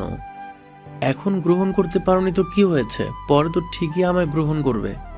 আর তাছাড়া এখন থেকে তোমায় এসব নামে ডাকার অভ্যাস করছি, এতে করে দুজনেরই লাভ রয়েছে। আমার লাভ হচ্ছে পরে তোমায় ভালোবেসে এসব নাম ধরে ডাকতে সংকোচ লাগবে না, আর তোমার লাভ হচ্ছে তুমি তাড়াতাড়ি আমার উপরে ফোকাস করতে পারবে। ইবনাথ প্লিজ স্টপ, আমার এই সমস্ত কথাবার্তা ভালো লাগছে না। প্লিজ তুমি আমায় প্রেশার দিয়ে এত তাড়াতাড়ি মানুষটার স্মৃতি ভোলাতে জোর করেও না। কিছুটা সময় পোয়ালে আপনা আপনি মানুষটা আমার মন থেকে মুছে যাবে। আচ্ছা ঠিক আছে, যাও, আমি তোমায় আর মানসিকভাবে তাড়না বা ফোর্স করবো না। তোমার যখন সময় হবে তুমি তখন এই আমায় আপন করে নিও। আর এবার বলো যে আরো কিছু অর্ডার করবো কিনা। না, আমার আর কিচ্ছু লাগবে না। আমার এই সমস্ত খাবারগুলো তুমি একাই খেয়ে নাও। আমি ফ্ল্যাটে চলে যাচ্ছি, তুমিও তোমার মন চাইলে চলে যেও বাসায়, পরে আমি তোমার সাথে ফোনে কথা বলে নিব। আরে আরশি, কি হয়েছে তোমার? হঠাৎ এমন অদ্ভুত আচরণ করছো কেন? আমি তো বললাম আমি তোমায় আর জোর করব না সেসব বিষয় নিয়ে, তারপরেও কেন এমন করছো? তা না হয় করবে না, কিন্তু এখন কেন যেন আমার দম আটকে আসছে, আমার কোনো কিছুই ভালো লাগে না, তাই আমি চলে যাচ্ছি। আচ্ছা ঠিক আছে, চলো, তোমায় আমি এগিয়ে দিয়ে আসি। না, তার কোনো দরকার নেই, আমি একা একাই যেতে পারবো, চললাম আমি। আরশি হেঁটে রেস্টুরেন্টের বাইরে চলে আসে। পরে একটা গাড়ি নিয়ে তার ফ্ল্যাটে চলে যায়। আর এদিকে রাগে আকাশের সারা শরীর গিরগির করে কাঁপছে। তার শরীরে রক্ত ফুটন্ত অগ্নির লাভার মতন টকবক করছে। সে পারছে না সেই অফিসারকে গিলে খেয়ে ফেলতে, কিন্তু কর্মচারীদের জন্য সে কিছু করতে পারছে না। আকাশের ভয়ঙ্কর রূপ দেখে সারা অফিস নিস্তব্ধ হয়ে যায়, কারোর মুখে কোনো কথা নেই। আর আকাশের অবর্তমানে সেই ম্যানেজার অফিসে জয়েন করেছে। সে ভয়ে অফিস থেকে পালিয়ে যায়, কারণ সে থাকলে নির্ঘাত এখন মারা পড়বে আকাশের হাতে। দীর্ঘ 2 ঘন্টা কেটে যায়, কিন্তু আকাশের রাগ ঠান্ডা হওয়ার কোনো নাম গন্ধ নিচ্ছে না। বেশ কিছু কর্মচারী নিজের কাজ ফেলে আকাশকে শান্ত করার কাজে লেগে রয়েছে। তখন তার মধ্যে থেকে একজন কর্মচারী আকাশকে বলে, স্যার, লোকটা অফিসে এসেছে শুক্র মিলে 2 সপ্তাহ হয়নি, কিন্তু এর মাঝে নিজের পাওয়ার খাটাতে শুরু করে দিয়েছে। আর আপনি অফিসে না থাকায় তো আমাদের গুণধর অফিসার সাহেব পুরো অফিসের রাজত্ব পেয়ে বসেছে, কারণ আপনি ছাড়া তিনি কাউকে পাত্তা দেয় না। পাত্তা দিতে তার বাপও দিবে, এখন তো এসে গেছি, তার কেয়ামত ছুটিয়ে দিব একেবারে। স্যার, আপনি ফিরে আসায় আমরা জীবন ফিরে পেয়েছি। সত্যি বলতে ভিতরে ভিতরে সবাই অনেক খুশি, কারণ আকাশ এমন একটা মানুষ যার ভিতরে কোনো গরিমা নেই। সে পুরো অফিসের ভালো মন্দের দেখাশুনো করে, অথচ সে কখনো কোনো কর্মচারীর সাথে বড় গলায় বা চেঁচিয়ে কথা বলেনি। যেখানে সে চাইলে কর্মচারীর সাথে যেমন তেমনভাবে ব্যবহার করতে পারে, যেখানে সে চাইলে কর্মচারীকে চাকরি থেকে বের করে দিতে পারে, কিন্তু সে কখনোই কোনো কর্মচারীর মনে আঘাত দেয়নি। তাই সবাই তাকে এতটা ভালোবাসে। লতিফ ভাই একটু বাইরে গিয়ে দেখে আসুন তো জানোয়ারটা এখন অফিসে কিনা। ও এখন অফিসে থাকলে কিন্তু ওর কেয়ামত ঘটিয়ে দিব আমি। স্যার, তিনাকে হসপিটালে নিয়ে যাওয়া হয়েছে। যাক, বেঁচে গেছে তাহলে আমার হাত থেকে, কিন্তু তাকে আমি এত সহজে ছাড়ছি না, কারণ তার কাছে কিছু প্রশ্নের উত্তর আছে আমার। আকাশের কথা শুনে লতিফ নামের সেই কর্মচারী আকাশকে বলে, স্যার, আপনি আজ বাসায় চলে যান, এদিকটা আমরা দেখে নিব, সমস্ত কাজ আমরা নিজ দায়িত্ব করব, কিন্তু আপনি বাসায় গিয়ে বাসার মানুষের সাথে কিছুটা সময় কাটান, হয়তো আপনার রাগ কিছুটা কমে যাবে। লতিফ ভাই, বাসায় আমি যাব, কিন্তু এই রাগ কখনো কমবে না। আর আমি ইচ্ছা করে কখনোই এই রাগ দমাবো না, কারণ আমার আরশির মৃত্যুর সাথে এই জানোয়ারের কোনো না কোনো হাত রয়েছে। স্যার, তাহলে কোনোভাবেই ওনাকে রেহাই দেয়া চলবে না। সে তো আমি দিবই না, বেটা হসপিটাল থেকে সুস্থ হয়ে ফিরে আসুক একবার, আবার তাকে মেরে হসপিটাল পাঠাবো। আচ্ছা, এবার সবাই এই সমস্ত কিছু ছাড়ুন, আমি বাসায় যাচ্ছি। আপনারা সবাই নিজ দায়িত্ব কাজ করবেন, আর আধা বেলা অফিস খোলা থাকবে আজকে, তারপর সবার ছুটি। আমি দারোয়ানকে বলে দিয়ে যাব, সে যেন দুপুরে অফিস পুরো আটকে দেয়। ঠিক আছে স্যার। তারপর বাসায় চলে আসলাম, কিন্তু আমার মাথা থেকে কোনোভাবেই সেই অফিসারের কথাটা সরছে না যে আগেরবার বেয়াদবি করায় বউকে হারিয়েছিস, মানে আরশিকে হারিয়েছি। না, এর রহস্য আমি খুঁজে বের করবই, দরকার হয় এই লোকের প্রাণ নিব, তাও তার মুখ থেকে সত্যিটা আমি বের করেই ছাড়বো। বাসায় আসতেই মা আমার চেহারার অবস্থা দেখে বলতে লাগলো, কি রে বাবা, কি হয়েছে তোর? তোর চেহারা এমন 12টা বেজে আছে কেন? কার উপরে রাগ হয়ে আছিস তুই? আরে মা বলো না, আমার অফিসে যেই অফিসারটা আছে তার সাথে। কি বলিস? তার এত সাহস আসলো কোথা থেকে যে সে তোর সাথে বাড়াবাড়ি করে? তুই তো চাইলেই তাকে অফিস থেকে বের করে দিতে পারিস, তাহলে বাড়াবাড়ি করে কিভাবে? আর বাড়াবাড়ি করার কারণটা কি? মা আমি না থাকায় সে আমার জায়গায় অন্য একজন ম্যানেজার নিয়েছে, তাই আজ অফিসে গিয়ে রেগে গিয়েছি। কিন্তু সেও তর্ক শুরু করেছে, পরে এক পর্যায়ে একটা লাগিয়ে দিয়েছি, আর সে আমায় হুমকি দেয় আর বলে তার সাথে আগে একবার বেয়াদবি করার কারণে নাকি আমি আরশিকে হারিয়েছি। কি? তার মানে সে লোক জানে আরশির মৃত্যুর রহস্য? না হয় সে জড়িত আছে আরশির মৃত্যুর সাথে? মা, হয়তো বা আছে, তাই তো সেই কথা শুনে আরো রেগে গিয়ে কম্পিউটার তুলে তার মাথায় মেরেছি। বাবা, এসব করতে যাস না, শান্ত মাথায় কাজ নে তুই। মা, যা মাথা গরম করার তা করে ফেলেছি, সামনে আর করব না। ভালোই ভালোই সব বললে তো বললই, না হয় তাকে ছাড়বো না, আমি আবারও মেরে হসপিটাল পাঠাবো। আচ্ছা, সেসব পরে দেখা যাবে, আগে যা ফ্রেশ হয়ে নে, আমি শরবত বানিয়ে দিচ্ছি। ব্যাগ রেখে ফ্রেশ হয়ে এসে খাটের উপরে বসে আছি। মা কিছুক্ষণ পর শরবত করে এনে দিল। শরবত খেয়ে বিছানায় গা এলিয়ে দিয়ে রেস্ট করছি। দেখতে দেখতে কয়েকটা দিন কেটে গেল। আমি ঠিকঠাক মতন অফিস করতে লাগলাম, কিন্তু সেই অফিসার এখনও অফিসে আসেনি, কারণ মাথায় কড়াভাবে লেগেছে তার। দেখতে দেখতে আরও 10 দিন কেটে গেল। সেই অফিসার সুস্থ হয়ে অফিসে আসে। সে অফিসে এসেই নিজের কেবিনে চলে যায়, কিন্তু সে আমার সামনে আসে না, কারণ সে বুঝে গেছে আমি কোন জলের মাছ। তার মাঝে সেই ছটফটানি ভাবটাও আর নেই। আগে যেমন এসে পাওয়ার খাটানোর চেষ্টা করতো, কিন্তু এখন আর সেসব করে না। কেবিনে এসে চুপচাপ বসে বসে অফিস করে পরে বাড়ি চলে যায়। কিন্তু আমি তার চালচলন দেখে বুঝে নিয়েছি যে সে আমার থেকে পালিয়ে পালিয়ে চলাফেরা করছে। আমিও তাকে আর কিছু বলি না, কারণ আমার এখনো সেই সময়টা আসেনি। আরও কয়েকটা দিন যাক, পরে ধরবো তাকে। এভাবে আরও কয়েকটা দিন কাটে। পরে একদিন তার কেবিনে গিয়ে ভিতর থেকে দরজা আটকে দিলাম। সে তো আমার এমন আচরণ দেখে ভয় শেষ। সে ভয়ে কাঁপতে কাঁপতে বলে, ভাই আপনি হঠাৎ আমার কেবিনে? আমি তো আর কিছু করিনি ভাই, আমি তো এখন আপনার পিছনেও লাগি না, কারণ আপনার রাগ সম্পর্কে আমার ধারণা হয়ে গিয়েছে। সেসব ঠিক আছে, তোর এমন পরিবর্তনের জন্যই এখন আর কিছু বলছি না, না হয় আবারও এসে তোকে কেলাতাম। আচ্ছা, এখন এসব বাদ দে, আগে আমার সেই কথাটার উত্তর দে। সেদিন তুই বলেছিলি যে আমার বেয়াদবি করার কারণে আমি আমার আশিকে হারিয়েছি, সেই কথাটা মনে আছে কি? সেই কথাটার মানে কি? ভাই সেসব আমি এমনিই বলেছি। দেখ, মাথা খারাপ করিস না, এবার কিন্তু মাথার উপরে তুলে আছাড় মারবো। ভাই সত্যি বিশ্বাস করেন, আমি সেই কথাগুলো এমনিই বলেছিলাম। আরশি ম্যামের মৃত্যুর সাথে আমার কোনো সম্পর্ক নেই। আমি সেদিন আপনার সামনে হিরো সাজার জন্য সেই কথাগুলো বলেছিলাম। তাছাড়া এসবে আমার কোনো হাতও নেই। আর আমি খামোখা আরশি ম্যামকে কেন মারতে যাব? তিনি আমার কি ক্ষতি করেছেন? ভাই বিশ্বাস করেন, সত্যি বলছি ভাই, আমি সেসব কিছুই করিনি। জাস্ট আপনার সামনে পার্ট নেওয়ার জন্য আরশি ম্যামের মৃত্যুর বিষয়টা থেকে ফায়দা লুটেছি। ভেবেছি সেসব বললে আপনাকে আঘাত করা যাবে। সত্যি বলছিস তো তুই এসব কথা? ভাই সত্যি বলছি।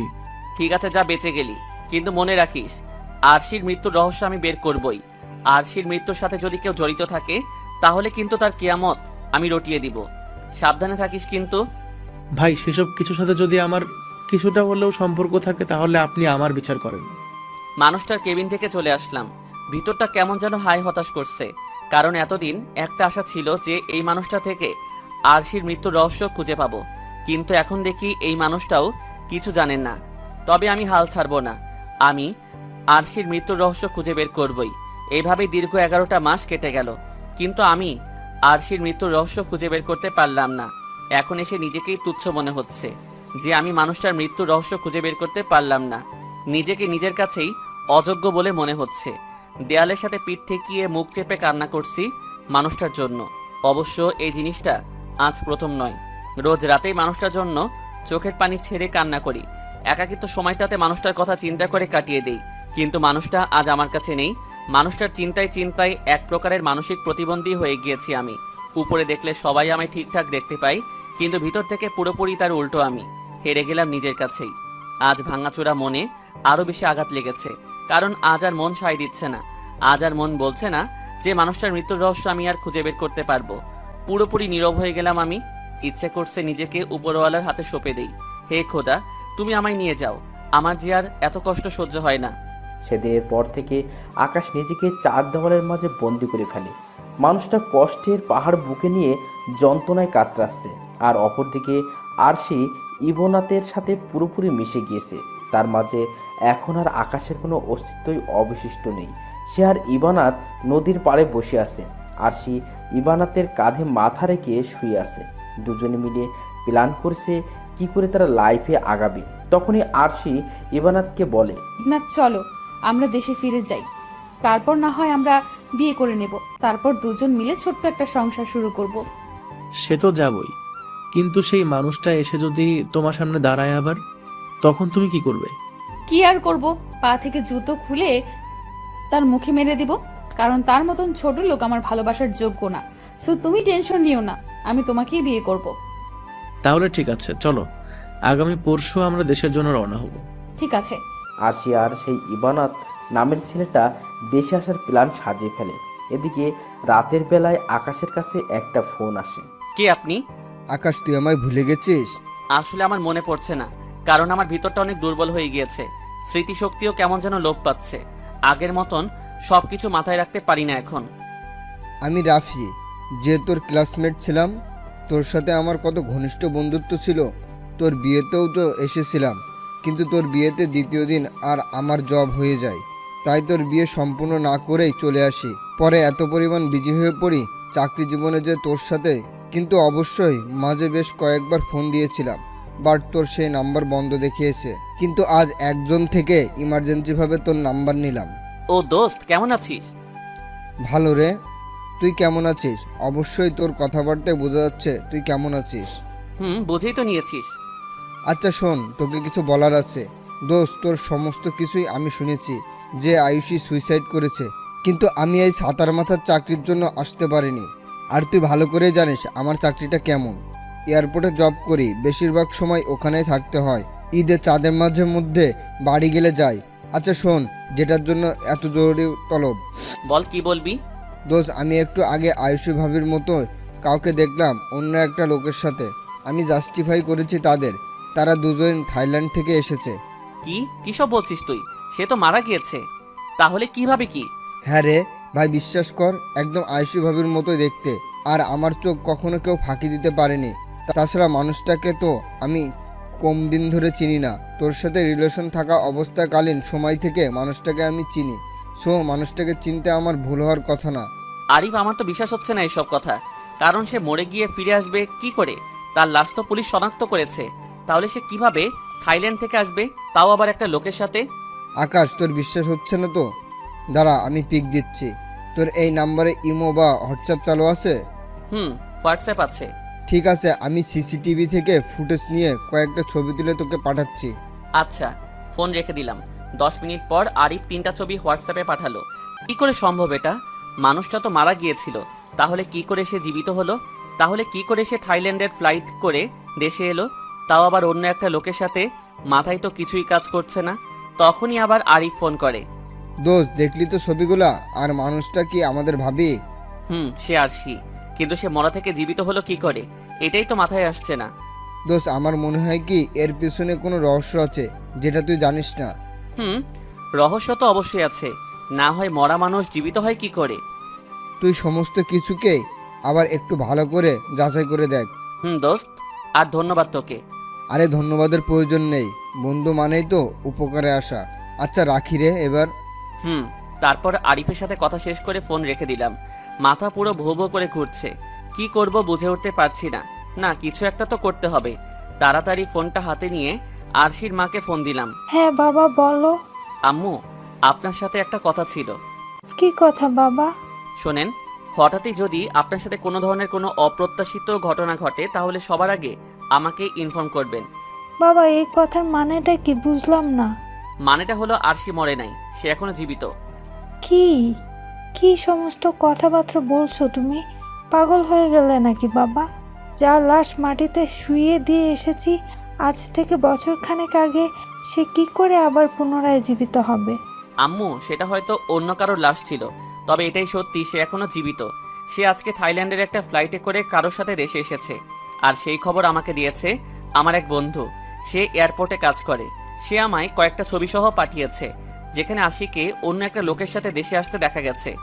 বাবা সমস্ত কিছু তো আমার মাথার উপর দিয়ে যাচ্ছে। প্লিজ তুমি তাড়াতাড়ি একটু খবর লাগাও। লাগাচ্ছি, আপনি টেনশন করবেন না। আপনার থেকেও আমার বেশি প্রয়োজন এখন আপনার মেয়েকে, কারণ অনেক কিছু জানার আছে তার থেকে।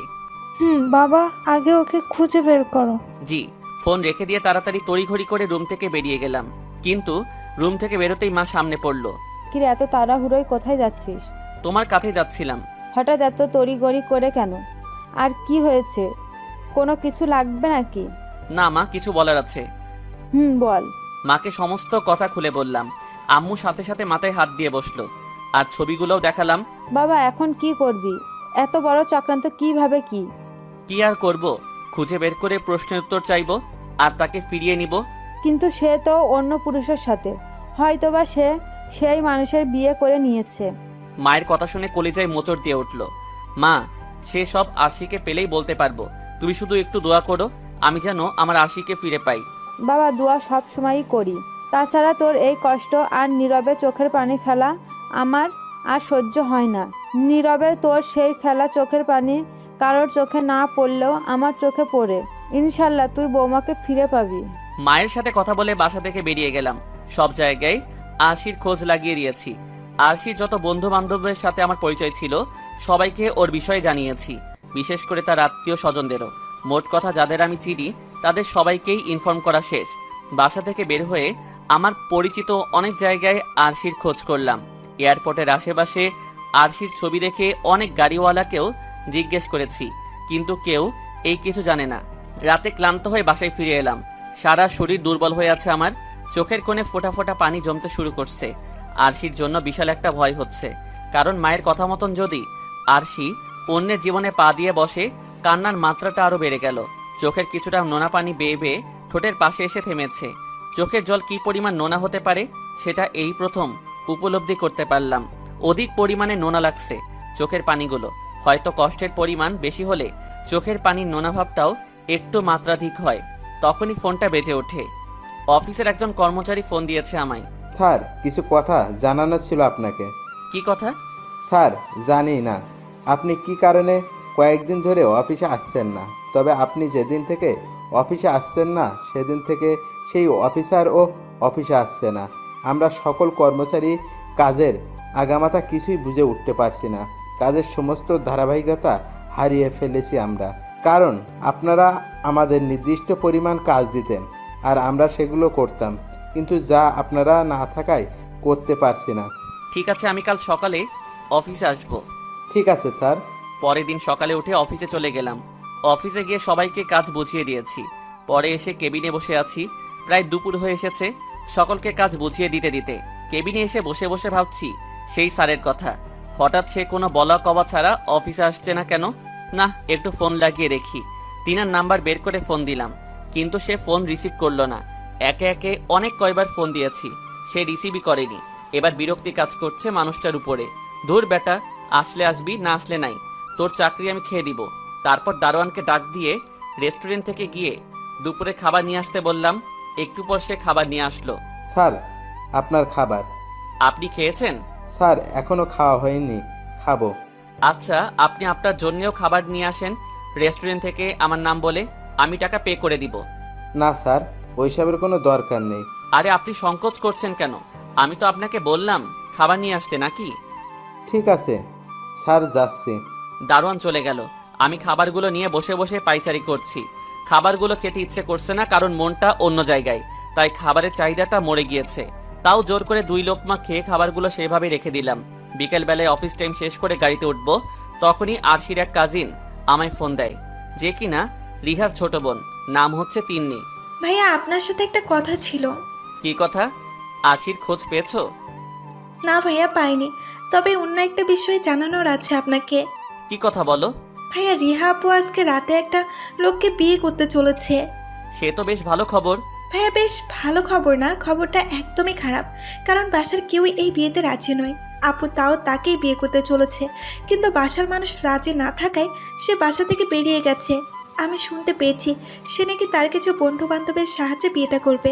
তার বন্ধু বান্ধবরা তাকে সেই মানুষটার সাথে বিয়ে দেওয়ার জন্য ব্যাপক আয়োজনও করেছে, কিন্তু আমাদের কারোর এই মতামত নেই এই বিয়ের প্রতি। তাছাড়া আপু যাকে বিয়ে করতে চাচ্ছে তাকে তো দেখে আমার একদমই পছন্দ হয়নি।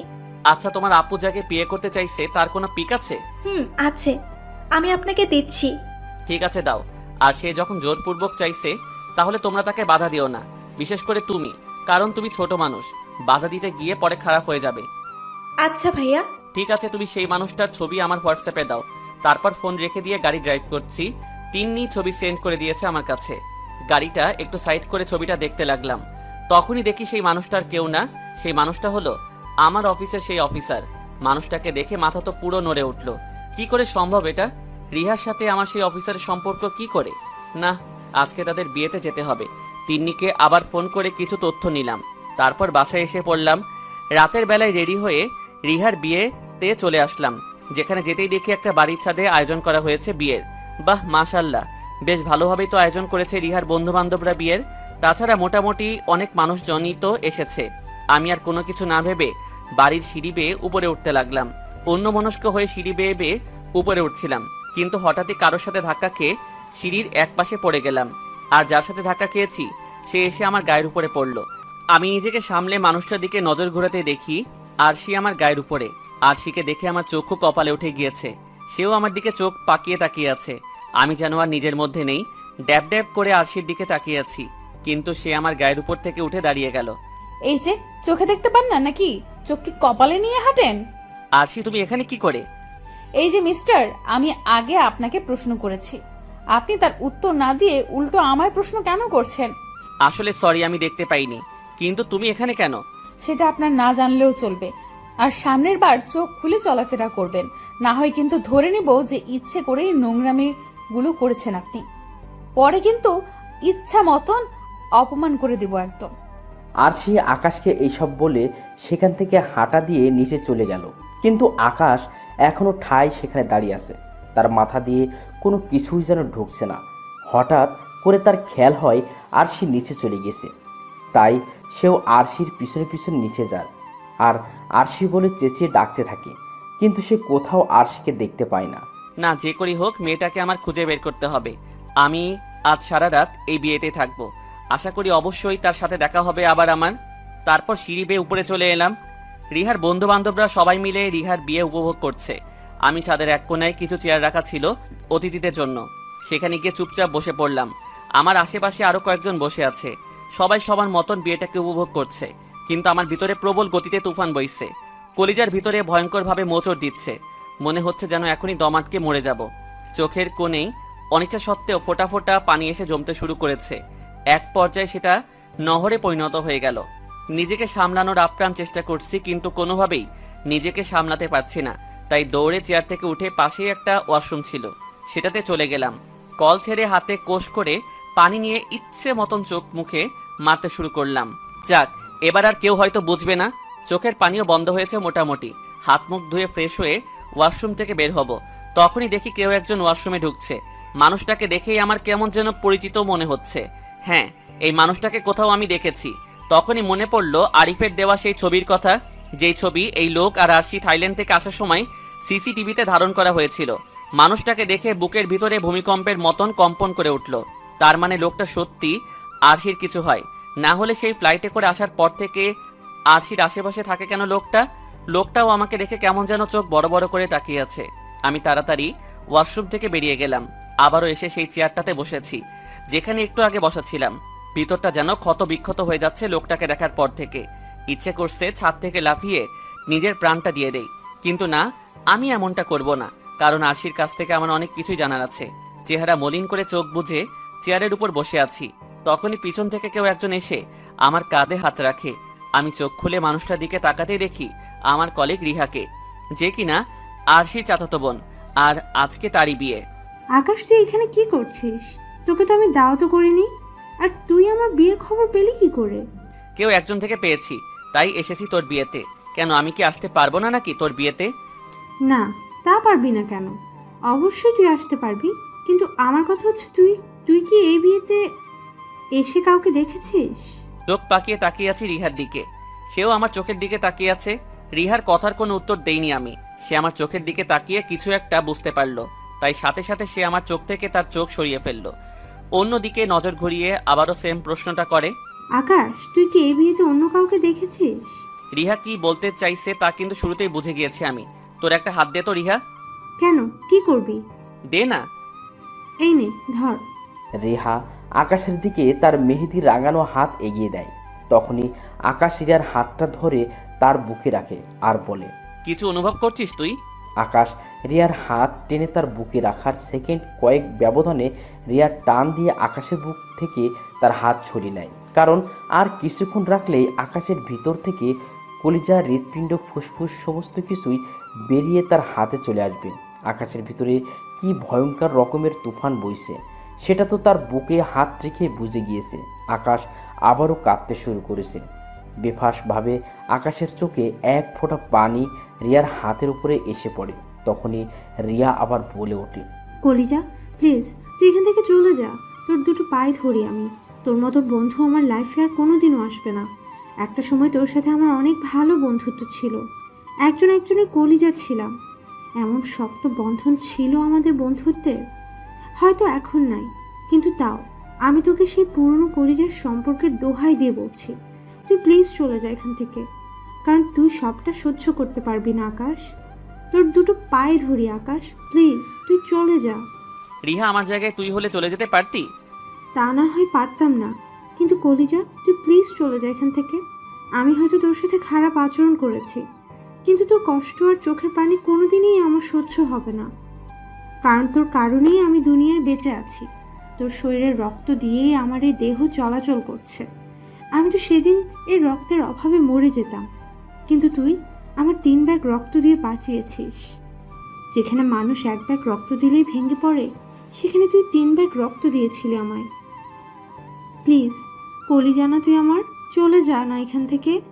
রিহা, যদি কখনো উপকার করেছি মনে হয় তাহলে প্লিজ আমায় যেতে বলিস না। আমি তোর সম্পূর্ণ বিয়েতে থাকবো।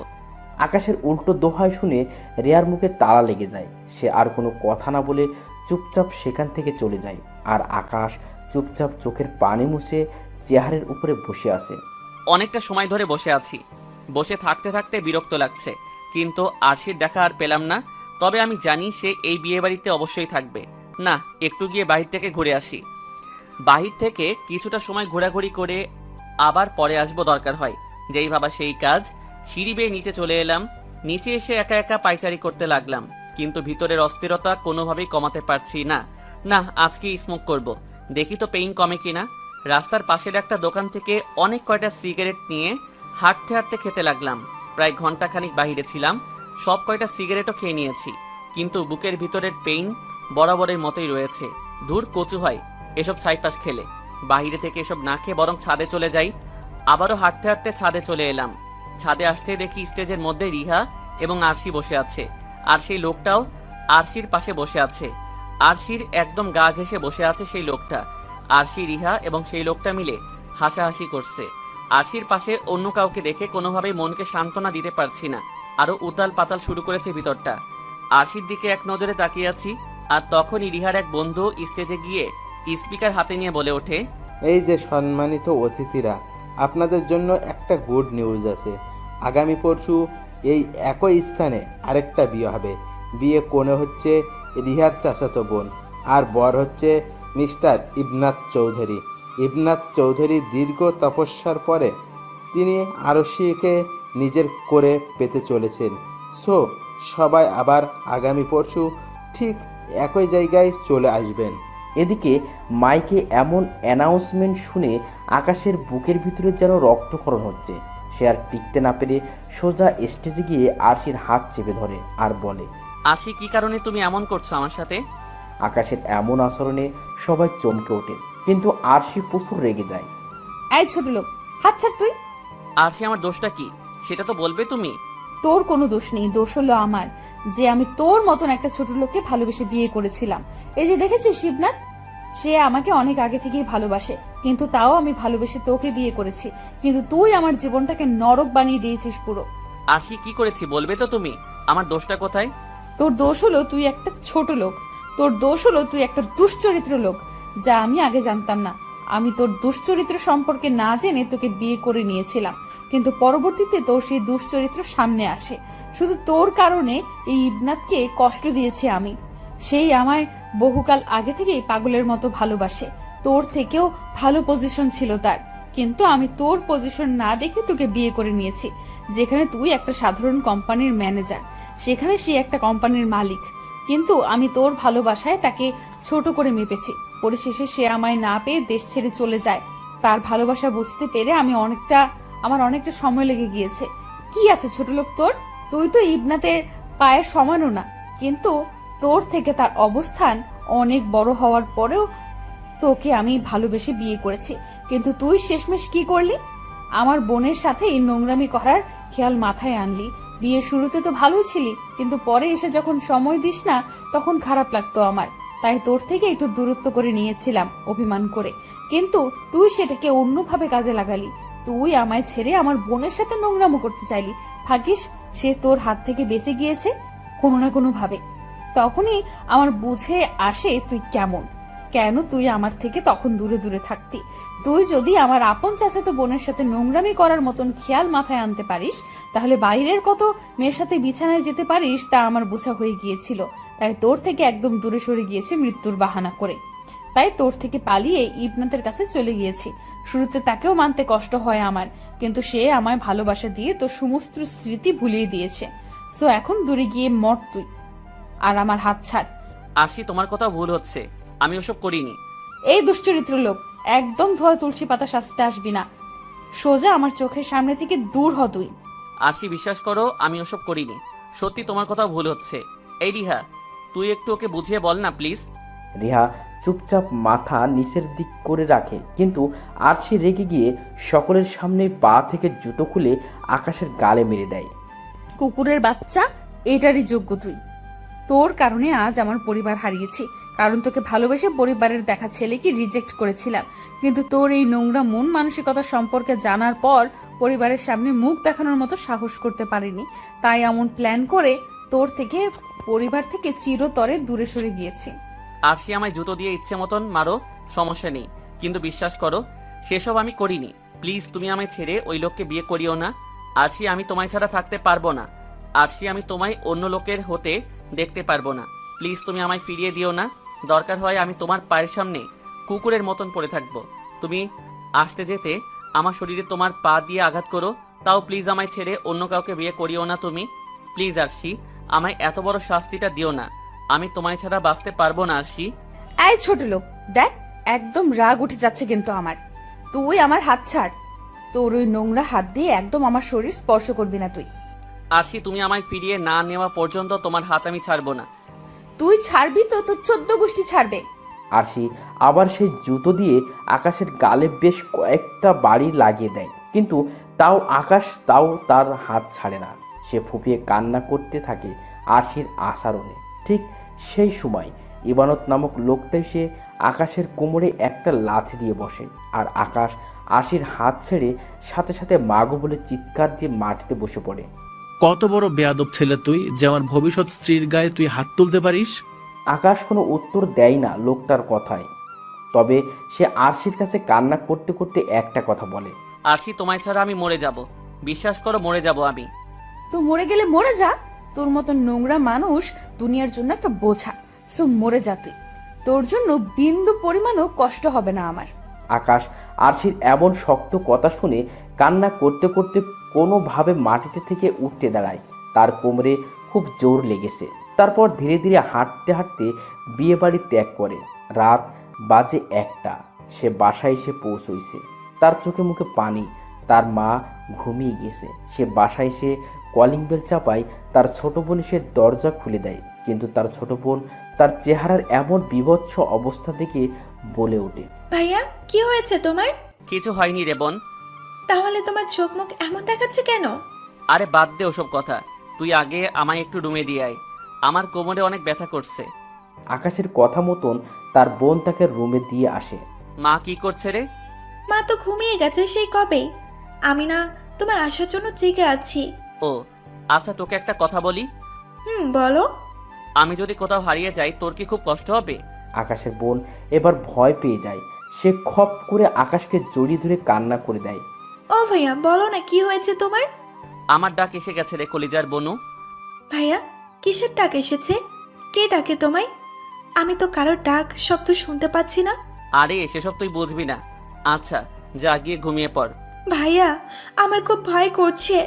আরে টেনশন করিস না ভাইয়া, ঠিক আছি। যা, কাল সকালে কথা হবে। বেশ রাত হয়েছে, তুই গিয়ে ঘুমিয়ে পড়।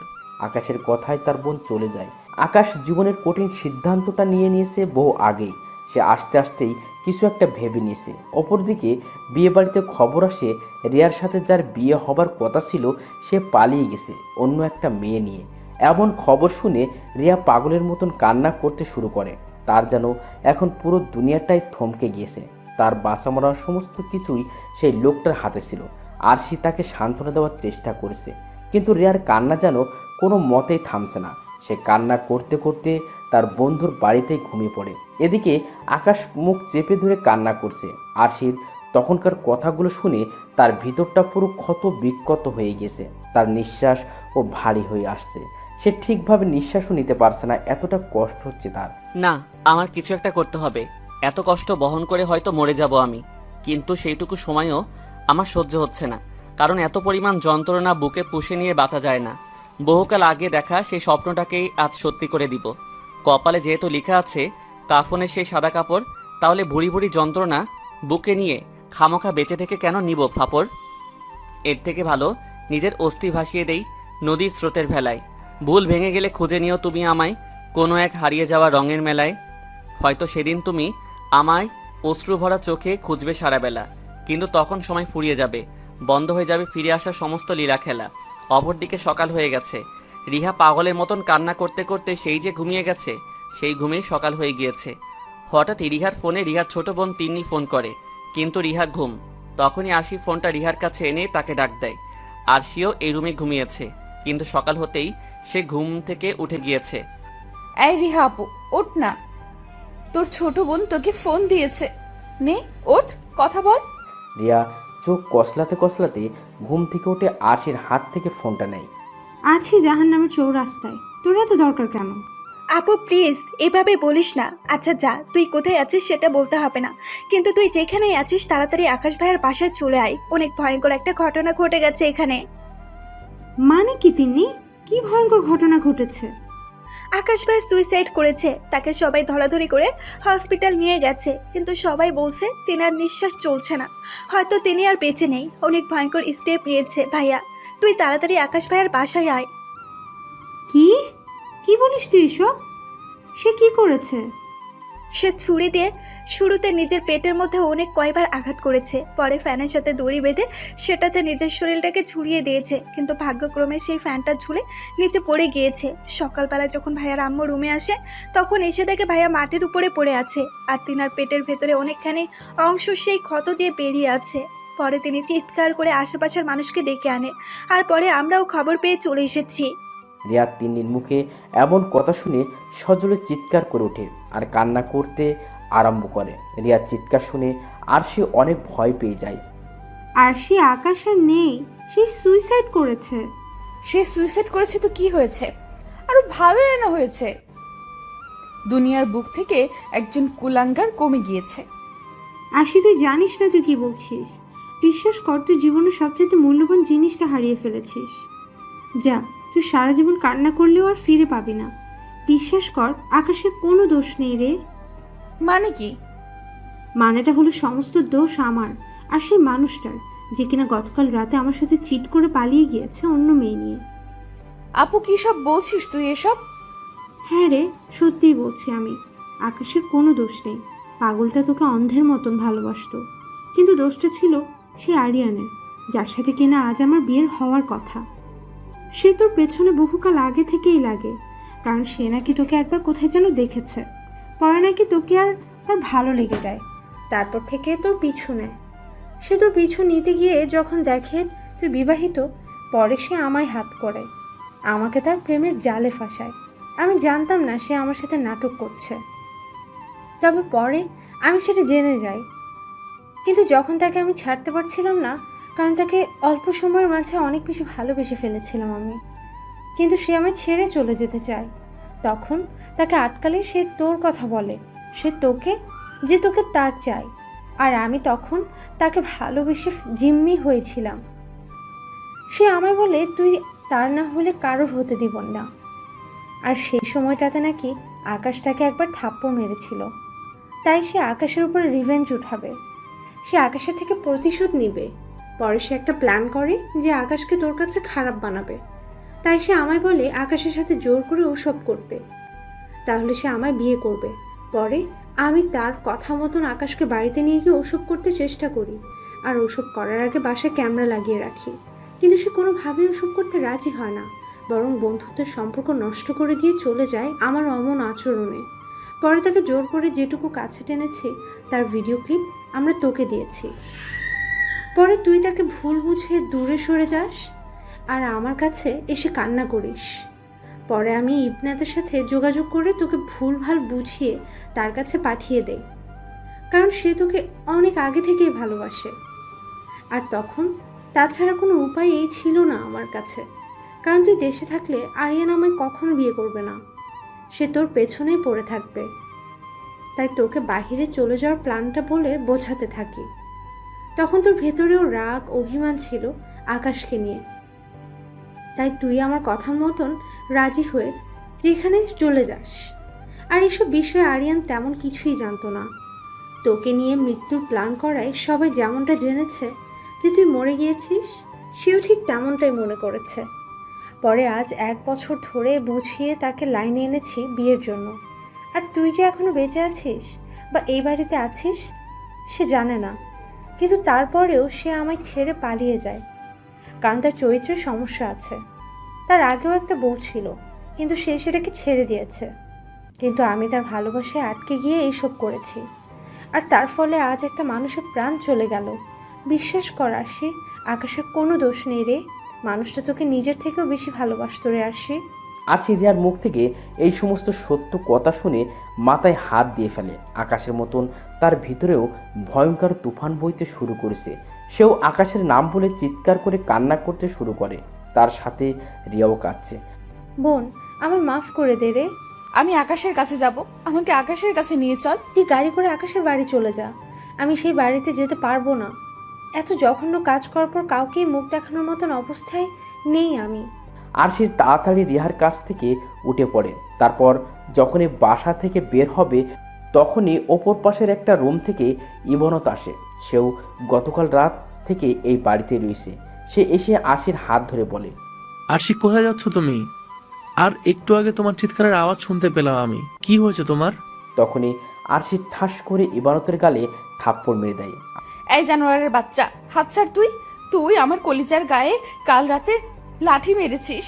তার থেকে বড় কথা, আমার জীবনের এত বড় অন্ধকার নামার পেছনে তোরও কোনো না কোনোভাবে হাত রয়েছে। সো হাত ছাড় তুই, আমি বাড়ি যাব। আরশি হ্যাসকা টান দিয়ে ইবানত থেকে তার হাত ছাড়িয়ে নেয়। পরে সে একটা গাড়ি নিয়ে আকাশের বাড়িতে চলে যায়। সেখানে যেতে দেখে পুরো বাড়িতে কান্নার রোল পড়ছে। সবাই আকাশের জন্য কান্নাকাটি করছে। সেই সবার মধ্যে আরশির মাও রয়েছে, তিনিও আকাশের জন্য চোখের পানি ছেড়ে কান্না করছেন। এদিকে বাড়ির মানুষজন সবাই আরশিকে দেখে অবাক, কিন্তু কেউ তাকে কিছু জিজ্ঞেস করার অবস্থাতে নেই। আর তাছাড়া আরশির মা এবং অনেকেই জানে যে আরশি জীবিত। আরশি চুপচাপ আকাশের বাড়িতে ঢোকে। সবার কান্না দেখে তার বুক ফেটে কান্না আসছে। সে কত বড় ভুল নিয়ে বসবাস করছিল এই একটা বছর, সেটা সে আজ উপলব্ধি করতে পারছে। না, আমার আকাশকে চাই। আমার আকাশের কিছু হলে আমি এই দুনিয়ার বুকে জীবিত থাকতে পারবো না। আমাকে যে করেই হোক আকাশকে লাগবে। এবার সে আর নিজেকে দমিয়ে রাখতে পারে না, ফ্লোরে বসে শব্দ করে কান্না করে দেয়। এতটা সময় কান্না করতে করতে এখনের কান্নাটা তার ভিন্ন। কাউকে হারিয়ে ফেলার ভয়ে যখন মানুষ বিভৎসভাবে কাঁদে, আরশির এখানের কান্নাটা হলো সেই কান্না। কিন্তু কি আর করার, সময় থাকতে মানুষ মূল্য না দিয়ে হারিয়ে ফেলার পর মূল্য দিলে সেটার কাজে আসে না। ঠিক সেই সময় হসপিটাল থেকে একটা খবর আসে যে আকাশ আর বেঁচে নেই। তার প্রাণ আরও 4 ঘন্টা আগে চলে গিয়েছে আর তারা আকাশের লাশটা নিয়ে বাড়ি ফিরছে। আর সে যখন এই খবর শোনে তখন সে ভয়ানক একটা চিল্লানি দিয়ে সারা বাড়ি মাথায় তুলে ফেলে। তার এতটা কষ্ট হচ্ছে আকাশের জন্য, মনে হয় যেন তাকে জীবিত শুইয়ে রেখে ছুরি দিয়ে তার ভিতর থেকে কলিজাটাকে কেউ ছিনিয়ে বের করছে। আরশির মা আরশির চিল্লানি শুনে অন্য রুম থেকে এসে আরশির মুখ চিপে ধরে আর বলে, আমার ছেলেটা মরে না গিয়ে তুই মরে গেলে এতটা কষ্ট হতো না, যেত তো এখন কষ্ট হচ্ছে আমার। আরশি তার মায়ের কথা শুনে আরও জোরে কান্না করতে থাকে। তখনই আকাশকে হসপিটাল নিয়ে যাওয়া লোকজনগুলো তার লাশ নিয়ে বাড়িতে ফিরে আসে। আকাশের লাশ থেকে সবার কলিজা ধূপ ধূপ করে কাঁপছে। কারোর যেন বিশ্বাসই হচ্ছে না যে আকাশ আর নেই, কারণ এমন নৌজওয়ান একটা ছেলে নিজের শরীরের উপরে ভয়ঙ্কর অত্যাচার করে নিজেকে শেষ করে দিয়েছে। এটা কেউ এই মানতে পারছে না। বাড়ির সকল মানুষ চিৎকার করে আর্তনাদ করছে আকাশের জন্য। সবার চোখে পানি টলমল করছে। তখনই সেই লোকগুলো ফলের ওপরে পাটি বিছিয়ে তার উপরে আকাশের লাশটাকে রাখে। আকাশের পুরো শরীর সাদা হয়ে গেছে, কারণ সে পেটে ছুরি দিয়ে আঘাত করার এত পরিমাণে ব্লিডিং হয়েছে তার যে শরীরে আর কোনো রক্ত অবশিষ্ট নেই। সবার প্রিয় আকাশ মরা লাশ হয়ে ফ্লোরের ওপরে পড়ে আছে। আকাশের লাশ দেখে তার মা এবং ছোট বোন পাগলের মতন চেঁচিয়ে কাঁদতে শুরু করে। সবাই তাদেরকে সান্ত্বনা দেওয়ার চেষ্টা করেছে, কিন্তু তাতে কি পোষে সমস্ত কিছু? নিজের আপন কাউকে হারালে সেই যন্ত্রণাটুকু শুধু পরিবারের মানুষরাই জানে। অপরদিকে আকাশের এই বিভৎস লাশ থেকে আরশি পুরো রোবট হয়ে গেছে। সে যেন তার মাঝে আর নেই। চোখ থেকে টুপ টুপ করে পানি পড়ছে তার। সে কি করবে ভেবে উঠতে পারছে না। বাড়ির সকল মানুষ আকাশের লাশের সামনে গিয়ে কান্নাকাটি করছে, কিন্তু সে আকাশের লাশের সামনে যাওয়ার মতন সাহস করতে পারছে না, কারণ এই মানুষটাকে সে নিজেই মেরে ফেলেছে। এই মানুষটাও দুনিয়ার বুকে নিজের স্বপ্নকে আঁকড়ে ধরে বাঁচতে চেয়েছিল, কিন্তু সে তাকে বাঁচতে দেয়নি। নিজের হাতেই খুন করেছে সে মানুষটাকে। সে একটু দূরে দাঁড়িয়ে দাঁড়িয়ে কান্না করছে। তখনই সেখানে পুলিশ আসে আকাশের লাশ পোস্টমর্টমের জন্য নিয়ে যাবে বলে, কিন্তু কেউ তাতে রাজি হয় না, কারণ তার লাশের অবস্থা এমনিতেই ভালো না। তাকে পোস্টমর্টম করালে আর দাফন করার অবস্থা থাকবে না সে। কিন্তু নিয়মমাফিক পুলিশ তো আকাশের লাশ নিয়ে যাবেই। তখনই আরশির আম্মু কাকে যেন ফোন করে। আরশির আম্মু কথা বলা শেষ করে ফোন রাখতেই সেই পুলিশ অফিসারের কাছে একটা ফোন আসে, যে কিনা আকাশের লাশ তদারকি করে নিয়ে যেতে এসেছে। তারা সেই ফোনটা পেয়ে আকাশের লাশ না নিয়ে সেখান থেকে চলে যায়। আরশির আম্মু একদম গোড়া মতন ফোন দিয়েছে। এদিকে সবাই আকাশের লাশের পাশে বসে কান্না করতে ব্যস্ত, বিশেষ করে আকাশের আম্মু, কারণ তার ছেলের এমন ভয়ানক মৃত্যু তিনি মেনে নিতে পারছেন না। এদিকে আরশিও দাঁড়িয়ে দাঁড়িয়ে কান্না করছে। ঠিক তখনই আকাশের ছোট বোন কান্না করতে করতে এসে আরশির হাতে একটা ভাঁজ করা সাদা কাগজ ধরিয়ে দেয় আর বলে, সকালবেলায় টেবিলের উপরে এই কাগজটা রাখা ছিল, আর সেটার পাশে ছোট্ট করে আলাদা আরও একটা কাগজ ছিল, যার মাঝে লেখা ছিল এই কাগজটা যেন তোমার হাতে বুঝিয়ে দেওয়া হয়। আমি সেই ছোট্ট কাগজটা ফেলে দিয়েছি, আর তোমার কাছে পৌঁছে দেওয়া জিনিসটাই তোমার হাতে তুলে দিয়েছি। ভাবি, আমি জানি না ভাইয়া কেন এভাবে সুইসাইড করেছে, কিন্তু আমি জানি যে এর সাথে তোমার কোনো না কোনোভাবে সংযুক্ত রয়েছে। আর যদি তাই হয় তাহলে মনে রেখো ভাবি, আমার আর আমার মায়ের বদদোয়া সারা জীবন তোমার জন্য বরাদ্দ থাকবে, কারণ আমার ভাই একটা মাটির মানুষ ছিল। আমার এই ছোট্ট জীবনে তার কোনো ভুল আমার চোখে পড়েনি। আর কাল রাতে জানি না কি হয়েছে, কিন্তু আমার ভাইটার চোখে মুখে কাল রাতে আমি এক ভয়ানক কষ্টের ছাপ দেখেছি। কিন্তু আমি বুঝতে পারিনি যে কাল রাতটাই আমার ভাইয়ের শেষ রাত হবে এই পৃথিবীতে। তাকে জিজ্ঞেসও করেছি কি হয়েছে, কিন্তু সে আমার কথায় খালি একটা উত্তর দিয়েছে যে তার ডাক এসে গেছে। তখন আমি সেই কথার অর্থ বুঝিনি, কিন্তু এখন ঠিক বুঝতে পারছি। আচ্ছা ভাবি, থাকো, আমার ভাইটার লাশের পাশে শেষ কিছুটা সময় কাটাই, কারণ সে তো আর বেশি সময় আমাদের মাঝে থাকবে না। আকাশের ছোট বোন তারপর চলে যায়। এদিকে আরশি সে ভাঁজ করা কাগজটা খুলতে থাকে। সে কাগজটা খুলে বুঝতে পারে যে আকাশ কিছু একটা লিখে রেখে গিয়েছে মরার আগে তার জন্য। সে কান্না ভরা চোখ নিয়ে সেই লেখাটা পড়তে থাকে। প্রিয় আরশি, তুমি আমায় ভালোবেসে বিয়ে করে অন্যের সাথে মিশে আছো। বিশ্বাস করো, এই যন্ত্রণা যেন আমি কোনোভাবেই সইতে পারছি না। আমার কাছে একটাই পথ আছে বর্তমানে এই যন্ত্রণা থেকে মুক্তি পাওয়ার, তা হলো মৃত্যু। জানো, চিঠিটা যখন লিখছি তখনই কিন্তু মৃত্যুর ফাঁদে পা দিয়ে দিয়েছি আমি। নিজের পেটের মাঝে অনেক কয়বার ছুরি চালিয়েছি একটু আগে। তুমি চিঠি পড়তে পড়তে যখন নিচে যাবে তখন তার প্রমাণ পেয়ে যাবে তুমি, কারণ সেখানে আমার শরীরে রক্ত দিয়ে ছোট করে তোমার নামটা লিখেছি আমি। আরশি জানো, আমার না খুব কষ্ট হয়েছে যখন তুমি আমায় অনেকগুলো লোকের সামনে জুতো দিয়ে মেরেছ, কিন্তু সেই কষ্টের তুলনায় আরও দ্বিগুণ কষ্ট হয়েছে যখন তুমি আমায় সেই ভরা মজলিসের সকলের সামনে ছোট করলে আর তোমার সেই মানুষটাকে বড় করে তুললে। আরশি, কেন তুমি এমনটা করলে? ভালোই তো বেসেছিলাম তোমায় আমি, তাও কেন আমায় তুমি এভাবে মৃত্যুর মুখে ঠেলে দিলে? আমি তো কোনো দোষ করিনি আরশি। তোমার সেই বোন রিহাই তো আমার সাথে জোর খাটিয়ে ওসব করতে চেয়েছে, কিন্তু আমি তো সেসব কিছুই করিনি আর করতেও দেইনি। তাও কেন তুমি সেই এতগুলো মানুষের সামনে আমায় অপমান করলে আরশি? জানো, আমি জুতোর বাড়ি খেয়েও সহ্য করেছিলাম, কারণ তোমায় আমি ভালোবাসি। কিন্তু যখন তোমার কাছে আমার থেকেও সেই মানুষটার গুরুত্ব বর্ণনা করলে তখন আর নিতে পারিনি। আমার সহ্য হচ্ছিল না সেই মানুষটাকে তোমার সাথে, কারণ ভালোটা তোমায় আমি বাসি, আর সে মানুষটা আজ আমার জায়গায় তোমার থেকে সে ভালোবাসা পাচ্ছে। তাই এই রূপ সিদ্ধান্ত নিতে হলো আমার। আরশি, যখন তুমি এই চিঠিটা পড়বে তখন হয়তো অনেক দেরি হয়ে যাবে, আর আমার মাঝেও কোনো কষ্টের সীমা থাকবে না। হ্যাঁ, হয়তো এখনও অনেকটা কষ্ট হচ্ছে আমার, কারণ আমার পেট থেকে চুইয়ে চুইয়ে রক্ত পড়ছে। পেটের ভিতরের অনেকটা চর্বি সেই ক্ষতটা দিয়ে বেরিয়ে এসেছে। কিন্তু বিশ্বাস করো, এই কষ্টের চাইতেও তোমার করা রাতে সেই অপমানের যন্ত্রণা আরও দ্বিগুণ ছিল। তবে আফসোস নেই, একটু পরে মৃত্যুর ফাঁদ নিজের গলায় এঁটে দিব আমি। তারপর আমার জীবন থেকে চিরকালের জন্য কষ্টের সমস্ত ছিটেফোঁটা মুছে যাবে। তবে তোমাকে শেষ আরেকটা কথা জানিয়ে যাই, তুমি আমায় সেই বিয়ের বাড়ির সমস্ত লোকজনের সামনে ছোট করেছো যে আমি সামান্য একটা কোম্পানির ম্যানেজার, আর তোমার সেই ইবনাত একটা কোম্পানির মালিক। কিন্তু তোমার বলা সেই কথাগুলো সত্যি নয়। তুমি ভেবো না যে আমি তোমায় ছোট করছি, কিন্তু কিছু সত্যি তোমারও জানা উচিত। আমিও তোমার সেই ইবনাত থেকে কোনো দিকে কম নই। আমি যে কোম্পানিতে জব করি সেই কোম্পানিটা পুরো আমার, আর সারা দেশে এই কোম্পানির অনেক কয়টা শাখা প্রশাখা রয়েছে। সেই সকল কিছুর মালিকই হচ্ছি আমি। আমার অফিসের আসল বস বাইরে থাকে, সেটা পুরোটাই মিথ্যে, কারণ আমি স্বয়ং উপস্থিত থেকে দেখতে চেয়েছিলাম কে কেমন কাজ করে। তাই এই সমস্ত কিছু লুকিয়ে রেখেছিলাম আমি। আর এই সমস্ত কিছুর জন্যই তোমাকে ভালোবেসে সময় দিতে পারতাম না আমি, কারণ একটা কোম্পানি চালানো দু চারটে কথা নয়। কিন্তু তুমি সেই জিনিসটাকে ভেবে নিয়েছো যে আমি পরনারীর সাথে মেলামেশায় ব্যস্ত। আরশি, তুমি ভুল ভেবেছো। যাক, সেসব কথা বলে আর লাভ নেই। আমার কপালে এমনটাই ছিল, তাই আমি এমন মৃত্যুর স্টেপস নিয়েছি। এবার তোমার পথের কাঁটা সরে গিয়েছে। সুখে শান্তিতে সংসার করো সেই মানুষটাকে নিয়ে। আমি তোমাদের সুখের জন্য আমার অর্ধেকটা সম্পত্তি তোমার নামে করে দিয়েছি, আর বাকি অর্ধেকটা আমার মা বোনের নামে। তোমার ভাগের সম্পত্তির কাগজের দলিল আমার বালিশের নিচে রাখা রয়েছে। প্রিয়তমা, আমার মতন হতভাগাকে মাফ করে দিও। তোমাকে আজাদ করে দিয়ে এই পৃথিবী ছেড়ে চোরের মতন পালিয়ে যাচ্ছি। ভালো থেকো প্রিয় আরশি। ইতি, তোমার সেই অপমান অপদস্থ হওয়া ভালোবাসার কাঙাল। ভালোবাসি। তারপর আর কিছু লেখা নেই। আরশি আকাশের এই চিঠিটা পড়ে পাগলের মতন কাঁদতে শুরু করে। নিজেকে সে কোনোভাবেই সামলে রাখতে পারছে না। আকাশের লেখাগুলো পড়ার পর থেকে সে কান্না করতে করতে এক দৌড়ে আকাশের লাশের কাছে চলে যায়। তারপর সে আকাশের লাশকে জড়িয়ে ধরে চিৎকার করে কান্না করতে থাকে আর বলতে থাকে, আমার যে করেই হোক আকাশকে লাগবে।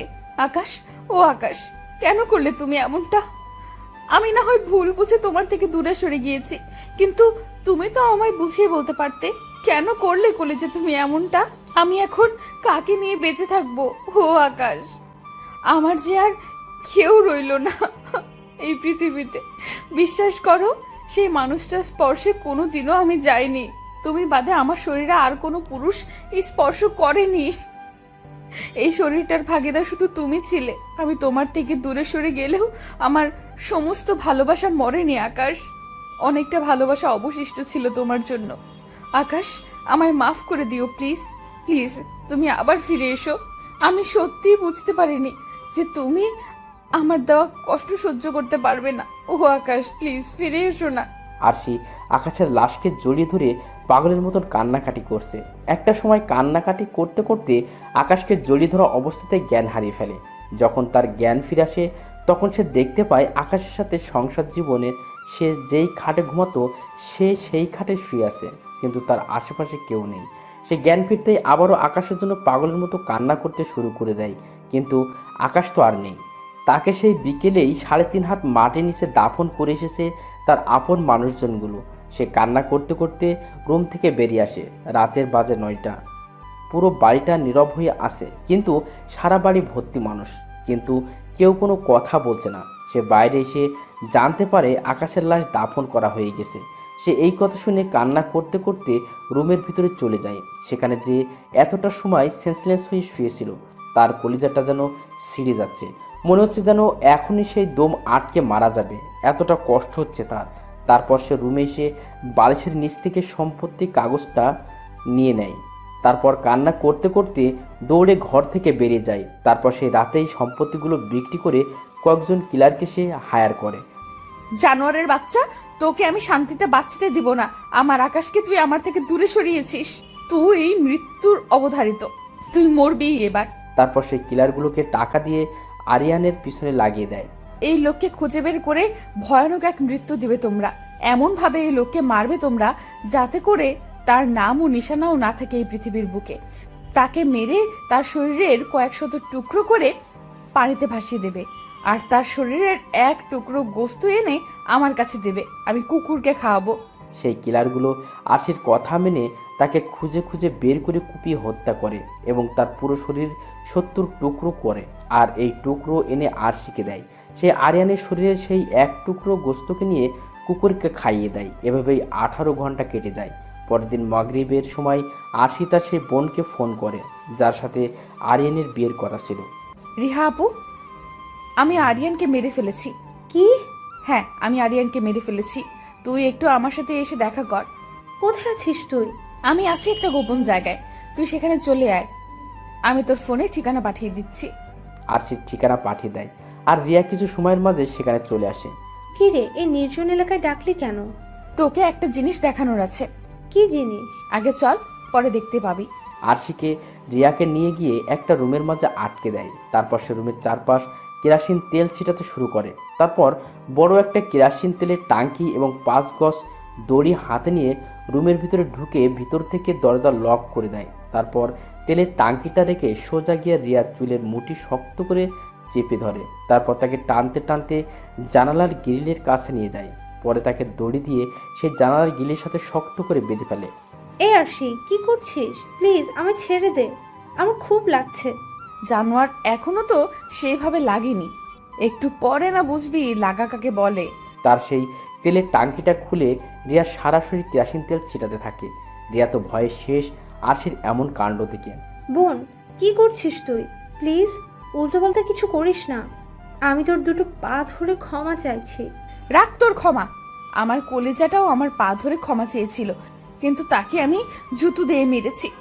তাকে আমি সমস্ত লোকের সামনে অপমান করেছি, তাই আমার কলিজাটা অপমান সহ্য করতে না পেরে নিজেকে শেষ করে দিয়েছে। আর এই সমস্ত কিছুই হয়েছে তোদের জন্য, সো তোদের মাফ নাই। তারপর আরশি দিশলাই জ্বালিয়ে রিয়ার গায়ের উপরে মেরে দেয়। রিয়ার সারা শরীরের আগুন ধরে গেছে।